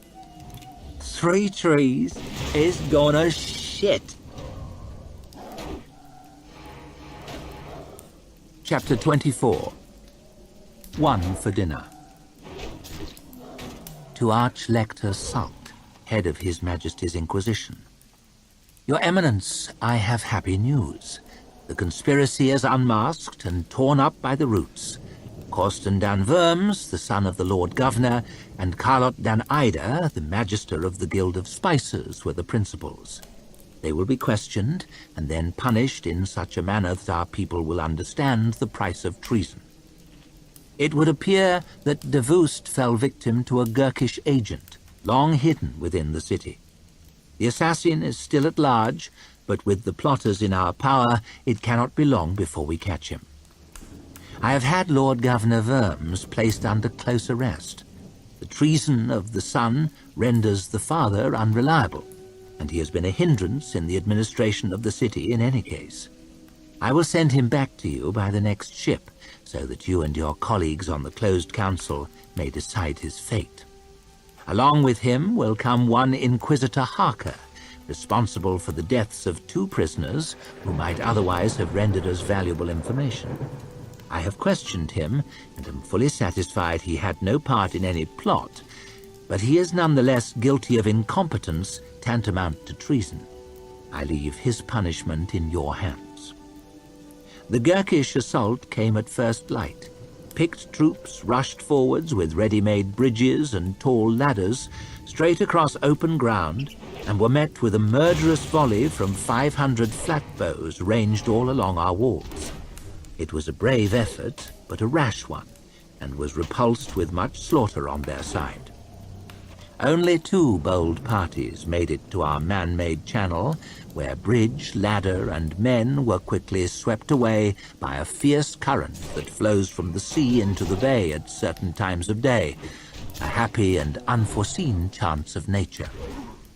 Gurkish corpses now litter the empty ground between our channel and their lines, and I have ordered our men to fire upon anyone who attempts to offer succor to the wounded. The groans of the dying and the sight of Gurkish bodies rotting in the sun cannot but cause a useful weakening of their morale. Though the first taste of victory has come to us, in truth this attack was little more than a first feeling out of our defenses. The Gurkish commander but dips his toe in the water to test the temperature. His next attack, I do not doubt, will be on a different scale altogether. 3 mighty catapults assembled within 400 strides of our walls, and more than capable of hurling huge stones clean into the lower city, yet stand silent. Perhaps they hope to take Dagoska intact, but if our resistance holds, this hesitation cannot long continue. They certainly do not want for men. More Gurkish soldiers pour onto the peninsula every day. The standards of 8 legions are now plainly visible above the throng, and we have spotted detachments of savages from every corner of the Cantic continent. A mighty host, perhaps 50,000 strong or more, is ranged against us. The Gurkish Emperor, Uthman ul-Dost, bends all his power against our walls, but we will hold firm. You will hear from me soon. Until then, I serve and obey. San Dan Glokta, Superior of Dagoska. Magister Carlot dan Ida, head of the Guild of Spicers, sat in her chair, hands in her lap, and did her best to maintain her dignity. Her skin was pale and oily. There were dark rings under her eyes. Her white garments were stained with the dirt of the cells. Her hair had lost its sheen and hung lank and matted across her face. She looked older without her powder and her jewels, but she still seemed beautiful. More than ever, in a way, the beauty of the candle flame that has almost burned out. "You look tired," she said. Glocta raised his brows. "It has been a trying few days. First, there was the questioning of your accomplice, Worms, then the small matter of an assault by the Gurkish army camped outside our walls. You appear somewhat fatigued yourself. The floor of my tiny cell is not that comfortable, and then I have my own worries." She looked up at Severard and Vitari, leaning against the walls on either side of her, arms folded, masked and implacable. "Am I going to die in this room?" "Undoubtedly." "That remains to be seen. Worms has already told us most of what we need to know. You came to him, you offered him money to forge his father's signature on certain documents, to give orders in his father's name to certain guardsmen, to participate, in short, in the betrayal of the city of Dagoska to the enemies of the Union. He has named everyone involved in your scheme. He has signed his confession. His head, in case you were wondering, is decorating the gate beside that of your friend Islik, the Emperor's ambassador. "Both together on the gate," sang Severard. "There are only 3 things he was not able to give me. Your reasons, your signature, and the identity of the Gurkish spy who killed Superior Devust. I will have those 3 from you, now." Magister Ida carefully cleared her throat, carefully smoothed the front of her long gown, sat up as proudly as she could. "I do not believe that you will torture me. You are not Devust. You have a conscience." The corner of Glocta's mouth twitched slightly. "A brave effort. I do applaud you. But how wrong you are. I have a conscience, but it's a feeble, withered shred of a thing. It couldn't protect you or anyone else from a stiff breeze." Glocta sighed long and hard. The room was too hot, too bright. His eyes were sore and twitchy, and he rubbed at them slowly as he spoke. "You could not even guess at the things that I have done. Awful, evil, obscene. The telling of them alone could make you puke." He shrugged. "They nag at me from time to time, but I tell myself I had good reasons. The years pass, the unimaginable becomes everyday, the hideous becomes tedious, the unbearable becomes routine. I push it all into the dark corners of my mind, and it's incredible. The room, back there, amazing what one can live with." Glocta glanced up at Severard's eyes, and Vitari's, glittering hard and pitiless. "But even supposing you were right, can you seriously pretend that my practicals would have any such compunction? Well, Severard, any such a what?" Glocta gave a sad smile. "You see, he doesn't even know what one is." He sagged back in his chair, tired, terribly tired. He seemed to lack even the energy to lift his hands. "I have already made all manner of allowances for you. Treason is not normally so gently dealt with. You should have seen the beating that Frost gave to your friend Worms, and we all know that he was the junior partner in this. He was shitting blood throughout his last few miserable hours. No one has laid a finger on you yet. I have allowed you to keep your clothes, your dignity, your humanity. You have one chance to sign your confession and to answer my questions. One chance, to comply utterly and completely. That is the full measure of my conscience. Glocta leaned forwards and stabbed at the table with his finger. One chance. Then we strip you and start cutting. Magister Ida seemed to cave in all at once.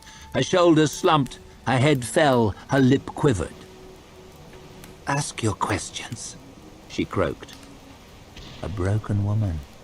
Many congratulations, Superior Glocta.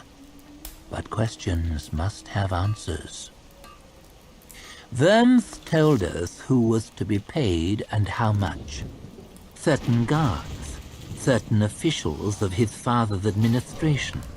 Himself, of course, a tidy sum. One name was strangely absent from the list. Your own. You and you alone asked for nothing. The very queen of merchants, passing on a certain sale? My mind boggles. What did they offer you? Why did you betray your king and country? Why? Echoed Severard. Fucking answer him! Screamed Vitari. Ida cringed away. The Union should never have been here in the first place, she blurted. Greed is all it was. Greed, plain and simple. The spices were here before the war, when the Goska was free. They made fortunes, all of them, but they had to pay taxes to the natives, and how they chafed at that. How much better, they thought, if we owned the city ourselves, if we could make our own rules. How much richer we could be. When the chance came, they leapt on it, and my husband was at the front of the queue. And so the Spicers came to rule Dagoska. I am waiting for your reasons, Magister Ida. It was a shambles. The merchants had no interest in running a city and no skill at doing it. The Union administrators, Worms and his like, were the scrapings from the barrel, men who were only interested in lining their own pockets. We could have worked with the natives, but we chose to exploit them. And when they spoke out against us, we called for the Inquisition. And you beat them and tortured them and hung their leaders in the squares of the upper city. And soon they despised us as much as they had the Gurkish. 7 years we have been here, and we have done nothing but evil. It has been an orgy of corruption and brutality and waste. That much is true. I have seen it for myself. And the irony is, we did not even turn a profit. Even at the start, we made less than before the war. The cost of maintaining the walls, of paying for the mercenaries, without the help of the natives, it was crippling. Ida began to laugh, a desperate, sobbing laughter. The guild is nearly bankrupt, and they brought it on themselves, the idiots. Greed, plain and simple. And then the Gurkish approached you. Ida nodded, her lank hair swaying. I have many contacts in Gurkel, merchants with whom I have dealt over the years. They told me that Uthman's first word as emperor was a solemn oath to take Dagosker, to erase the stain his father had brought upon his nation, that he would never rest until his oath was fulfilled. They told me there were already Gurkish spies within the city, that they knew our weakness. They told me there might be a way to prevent the carnage if Dagoska could be delivered to them without a fight. Then why did you delay? You had control of Kothka and his mercenaries before Kadia's people were armed, before the defenses were strengthened, before I even arrived. You could have seized the city if you had wanted. Why did you need that dolt Worms? Carlot Dan Ida's eyes were fixed on the floor. As long as Union soldiers held the citadel and the city gates, taking them would have meant bloodshed. Worms could give me the city without a fight. My entire purpose, believe it or not, the purpose you have so ably frustrated, was to avoid killing. I do believe it. But that means nothing now. Go on. I knew that Worms could be bought. His father has not long to live, and the post is not hereditary. The son might only have this last chance to profit from his father's position. We fixed a price. We set about the preparations. Then Davoust found out. He meant to inform the Archlector. Ida gave a sharp laugh. He had not your commitment to the cause. He wanted what everyone else wanted, money, and more than I could raise. I told the Gurkish that the plan was finished. I told them why. The next day, Davoust was gone. She took a deep breath. And so there was no going back. We were ready to move shortly after you arrived. All was arranged. And then... She paused. Then? Then you began to strengthen the defenses, and Worms got greedy. He felt that our position was suddenly improved. He demanded more. He threatened to tell you of my plans. I had to go back to the Gurkish to get more. It all took time. Finally, we were ready to move again, but by then it was too late. The chance had passed. She looked up. All greed. But for my husband's greed, we would never have come to Dagosker. But for the Spicer's greed, we might have succeeded here. But for Worm's greed, we might have given it away, and not a drop of blood spilled over this worthless rock. She sniffed and looked back at the floor, her voice growing faint. But greed is everywhere.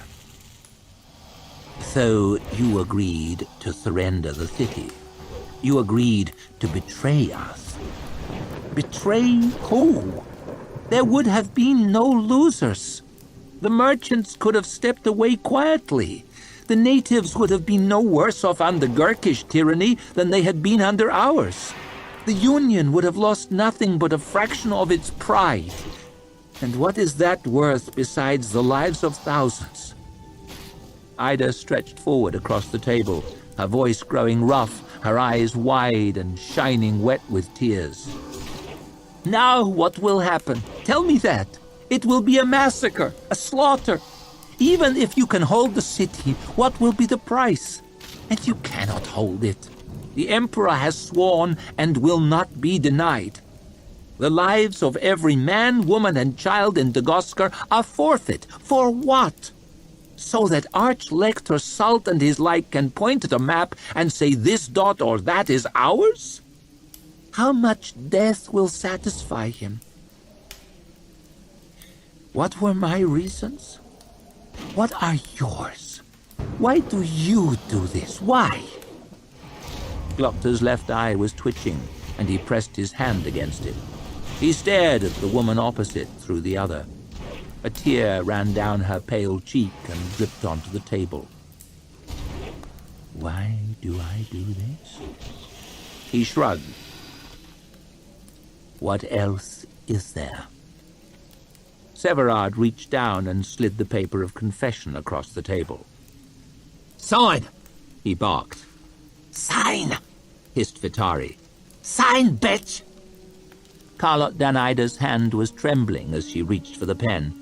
It rattled against the inside of the inkwell, dripped black spots on the tabletop, scratched against the paper. There was no flush of triumph.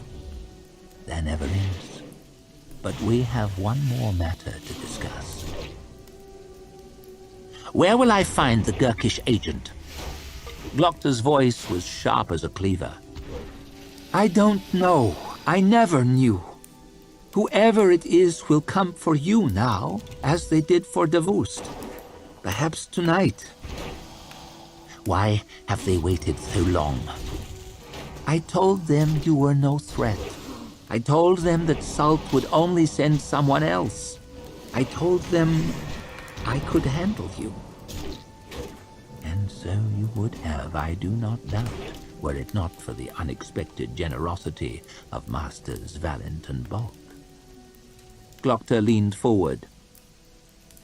Who is the Gurkish agent? Ida's bottom lip was quivering so badly that her teeth were nearly rattling in her head. "I don't know," she whispered. Vitari smashed her hand down on the table. Who? Who is it, bitch? Who? "I don't know." Liar! The practical's chain rattled over Ida's head and snapped taut around her throat. The one-time Queen of Merchants was hauled over the back of her chair, legs kicking at the air, hands fumbling at the chain round her neck, and flung face down onto the floor. Liar! The bridge of Vitari's nose was screwed up with rage, red brows drawn in with effort, eyes narrowed to furious slits. Her boot ground into the back of Ida's head, her back arched, the chain cut white into her clenched fists. Severard looked down on this brutal scene with a slight smile around his eyes, tuneless whistling vaguely audible over the choking, hissing, gurgling of Ida's last breaths. Glocta licked at his empty gums as he watched her thrashing on the cell floor.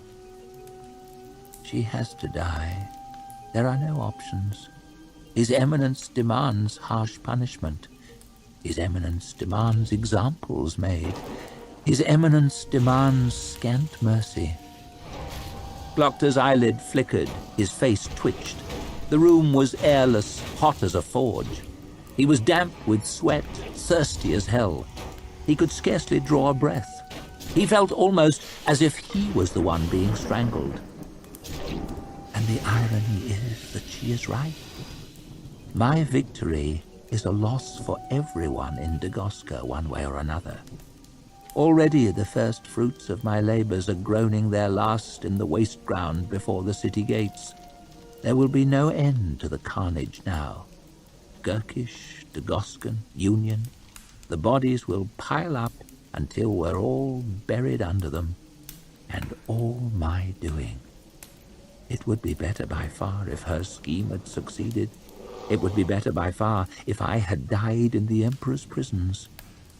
Better for the Gilded Spicers, better for the people of Dagoska, better for the Gurkish, for Korsten dan Worms, for Carlot dan Ida. Better even for me. Ida's kicking had almost stopped.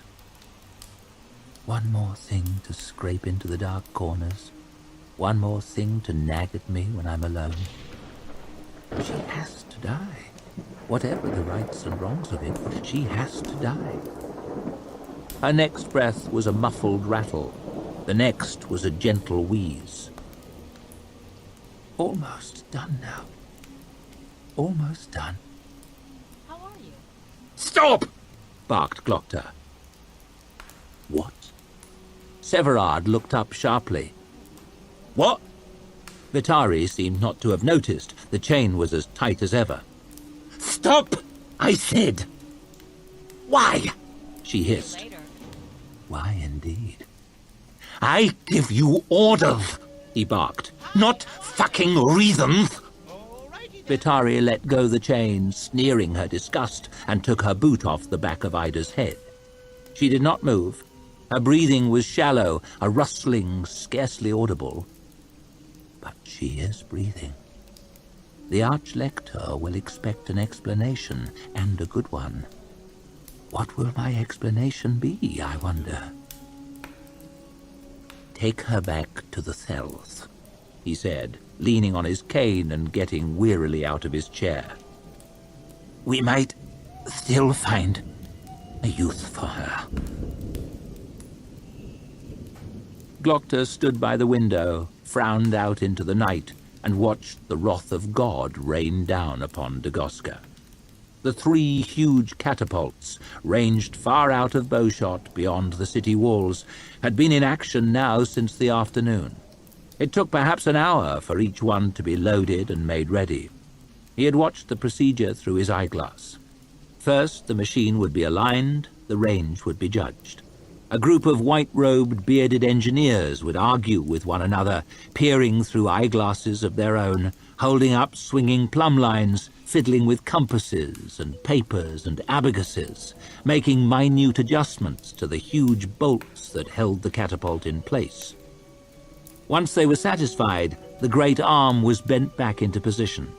A team of 20 horses, well whipped and well lathered, was required to lift the enormous counterweight, a block of black iron carved in the shape of a frowning Gurkish face.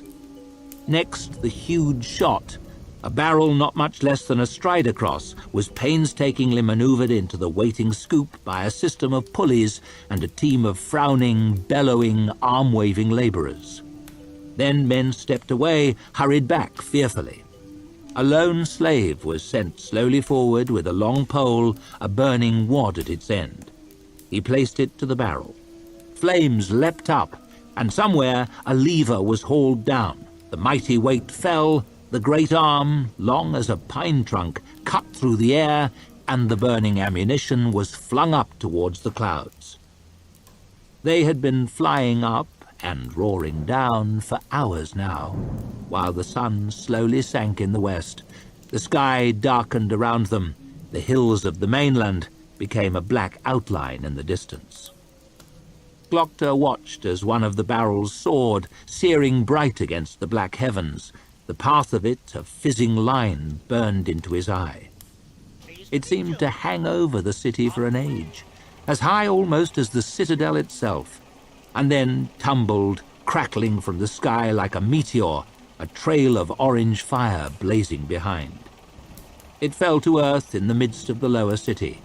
Liquid flames shot upwards, spurted outwards, pounced hungrily upon the tiny silhouettes of the slum huts. A few moments later, the thunderclap of the detonation reached Glokta at his window and made him wince. Explosive powder. Who could have supposed, when I saw it fizzing on the bench of the Adeptus Chemical, that it might make such an awesome weapon?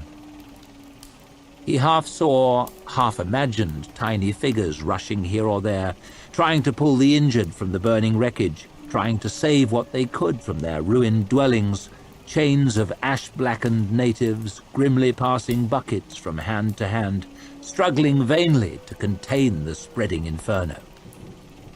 Those with the least always lose the most in war.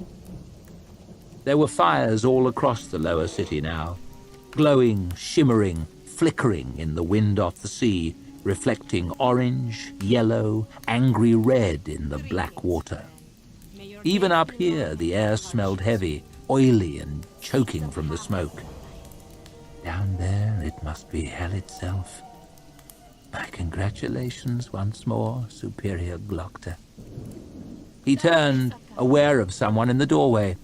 Shickle, her slight shape black in the lamplight. I'm all right, he murmured, looking back to the majestic, the lurid, the awful spectacle outside the window.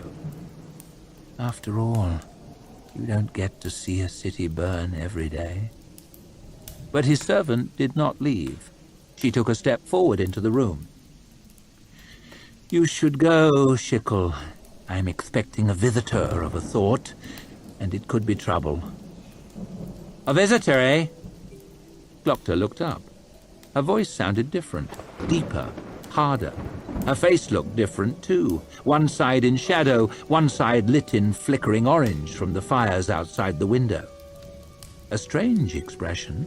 Teeth half bared, eyes fixed on Glokta and glittering with a hungry intensity as she padded slowly forward. A fearsome expression, almost.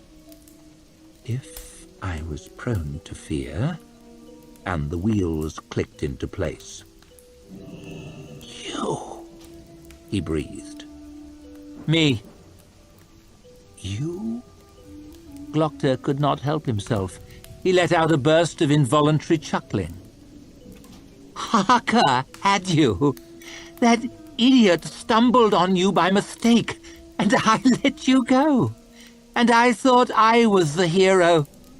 He could not stop laughing. There's a lesson for you, eh? Never do a good turn. I don't need lessons from you, cripple. She took one more step, not 3 strides away from him now. Wait!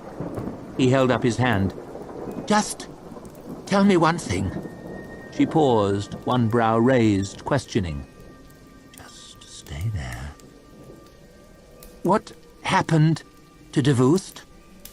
Schickel smiled, sharp, clean teeth. He never left the room. She stroked her stomach gently. He is here. Glocta forced himself not to look up as the loop of chain descended slowly from the ceiling. And now you can join him. She got half a step forward before the chain hooked her under the chin and jerked up, dragging her off her feet into the air, hissing and spitting, kicking and thrashing. Severard sprang up from his hiding place beneath a table, tried to grab hold of Schickel's flailing legs. He yelped as her bare foot cracked into his face, sent him sprawling across the carpet. "Shit!" gasped Vitari as Schickel wedged her hand under the chain and began to drag her down from the rafters. "Shit!" They crashed onto the floor together, struggled for a moment, then Vitari flew through the air, a flailing black shadow in the darkness. She wailed as she crashed into a table in the far corner of the room, flopped senseless on the floor. Severard was still groaning, rolling slowly onto his back in a daze, hands clasped to his mask. Glocta and Schickel were left staring at one another. Me and my eater. This is unfortunate. He backed against the wall as the girl sprang at him, but she only got a step before Frost barreled into her at full tilt, crashed on top of her onto the carpet. They lay there for a moment, then she slowly rolled onto her knees, slowly fought her way up to standing, all of the hulking practical's great weight bearing down on her, slowly took a shuffling step towards Glocta. The albino's arms were wrapped tight round her, straining with every sinew to drag her away, but she kept moving slowly forward, teeth gritted, one thin arm pinned to her thin body, while her free hand clawed out furiously towards Glocta's neck. Hissed Frost, the muscles in his heavy forearms bulging, his white face screwed up with effort, his pink eyes starting from his head. Still, it was not enough. Glocta was pressed back against the wall, watching fascinated as the hand came closer and closer still, just inches from his throat. This is very unfortunate. "Fuck you!" screamed Severard. His stick whistled down and cracked into the grasping arm, breaking it clean in half. Glocta could see the bones poking through the ripped and bloody skin, and yet the fingers still twitched, reaching for him. The stick cracked into her face, and her head snapped back. Blood sprayed out of her nose, her cheek was cut right open. Still she came on. Frost was gasping with the effort of keeping her other arm pinned as she strained forwards, mouth snarling, teeth bared, ready to bite Glocta's throat out. Severard threw down his stick and grabbed her round the neck, dragging her head backwards, grunting with the effort, veins pulsing on his forehead. It was a bizarre sight. Two men, one of them big and strong as a bull, trying desperately to wrestle a slip of a girl to the ground. Slowly, the two practicals began to drag her back. Severard had one of her feet off the floor. Frost gave a great bellow, lifted her, and with one last effort, flung her against the wall. She scrabbled at the floor, clawing her way up, broken arm flopping. Vitari growled from the shadows, one of Superior de Woest's heavy chairs raised high in the air. It burst apart over Schickel's head with an almighty crash, and then the three practicals were on her like hounds on a fox, kicking, punching, grunting with rage. "Enough!" snapped Glocta. "We still have questions!" He shuffled up beside the panting practicals and looked down. Schickel was a broken mess, motionless. A pile of rags, and not even a big one. Much as when I first found her. How could this girl almost have overcome these three? Her broken arm was stretched out across the carpet, fingers limp and bloody. Safe to say no threat to anyone now. Then the arm began to move. The bones slid back into the flesh, made a sickening crunching sound as it straightened out. The fingers twitched, jerked, scratched at the floor, began to slide toward Glocta, reaching for his ankle. "What is she?" gasped Severard, staring down. "Get the chains," said Glocta, cautiously stepping back out of the way. "Quickly!" Frost dragged 2 pairs of great irons clanking from a sack, grunting with the effort of lifting them. They were made for the most powerful and dangerous of prisoners, bands of black iron, thick as a sapling trunk, heavy as anvils. He squeezed 1 pair tight shut around her ankles, the other round her wrists, ratchets scraping into place with a reassuring finality. Meanwhile, Vitari had hauled a great length of rattling chain from the sack and was winding it round and round Shikel's limp body, while Severard held her up, dragging it tight, winding it round and round again. 2 great padlocks completed the job. They were snapped shut just in time. Shikel suddenly came alive, began thrashing on the floor. She snarled up at Glocta, straining at the chains. Her nose had already snapped back into place. The cut across her face had already closed. As though she was never hurt at all. So Yulwe spoke the truth. The chains rattled as she lunged forward with her teeth, and Glocta had to stumble back out of the way. "It's persistent," muttered Vitari, shoving her back against the wall with her boot. "You'd have to give it that." "Fools!" hissed Shikel. "You cannot resist what comes. God's right hand is falling upon the city, and nothing can save it. All your deaths are already written." A particularly bright detonation flared across the sky, casting orange light onto the practicals' masked faces. A moment later, the thunder of it echoed around the room. Shikel began to laugh, a crazy, grating cackle. "The 100 words are coming! No chains can bind them! No gates can keep them out! They are coming!" "Perhaps," Glocta shrugged. "But they will come too late for you." "I am dead already! My body is nothing but dust! It belongs to the Prophet! Try as you might, you will learn nothing from me!" Glocta smiled. He could almost feel the warmth of the flames far below on his face. "That sounds like a challenge." Chapter 25. One of them. Ardi smiled at him, and Giselle smiled back. He grinned like an idiot. He could not help it. He was so happy to be back where things made sense. Now they need never be parted. He wanted only to tell her how much he loved her, how much he missed her. He opened his mouth, but she pressed her fingers to his lips, firmly.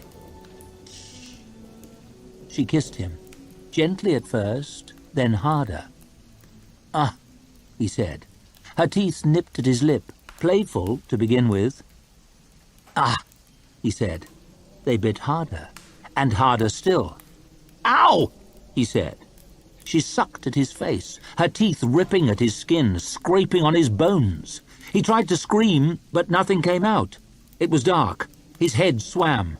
There was a hideous tugging, an unbearable pulling on his mouth. "Got it?" said a voice. The agonizing pressure released. "How bad is it?" "Not as bad as it looks."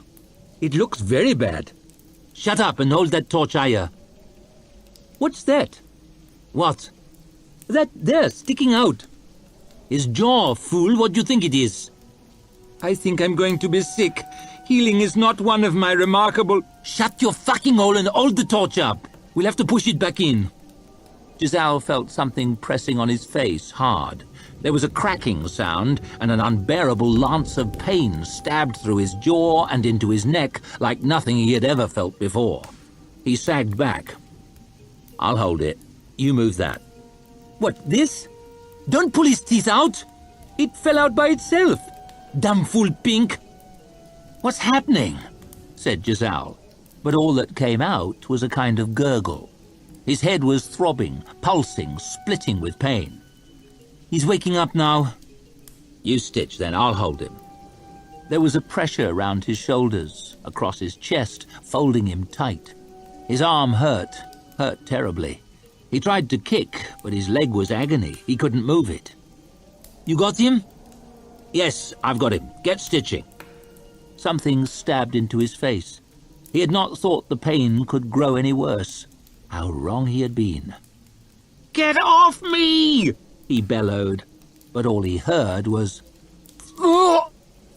He struggled, tried to wriggle free, but he was folded tight, and it only made his arm hurt more. The pain in his face got worse.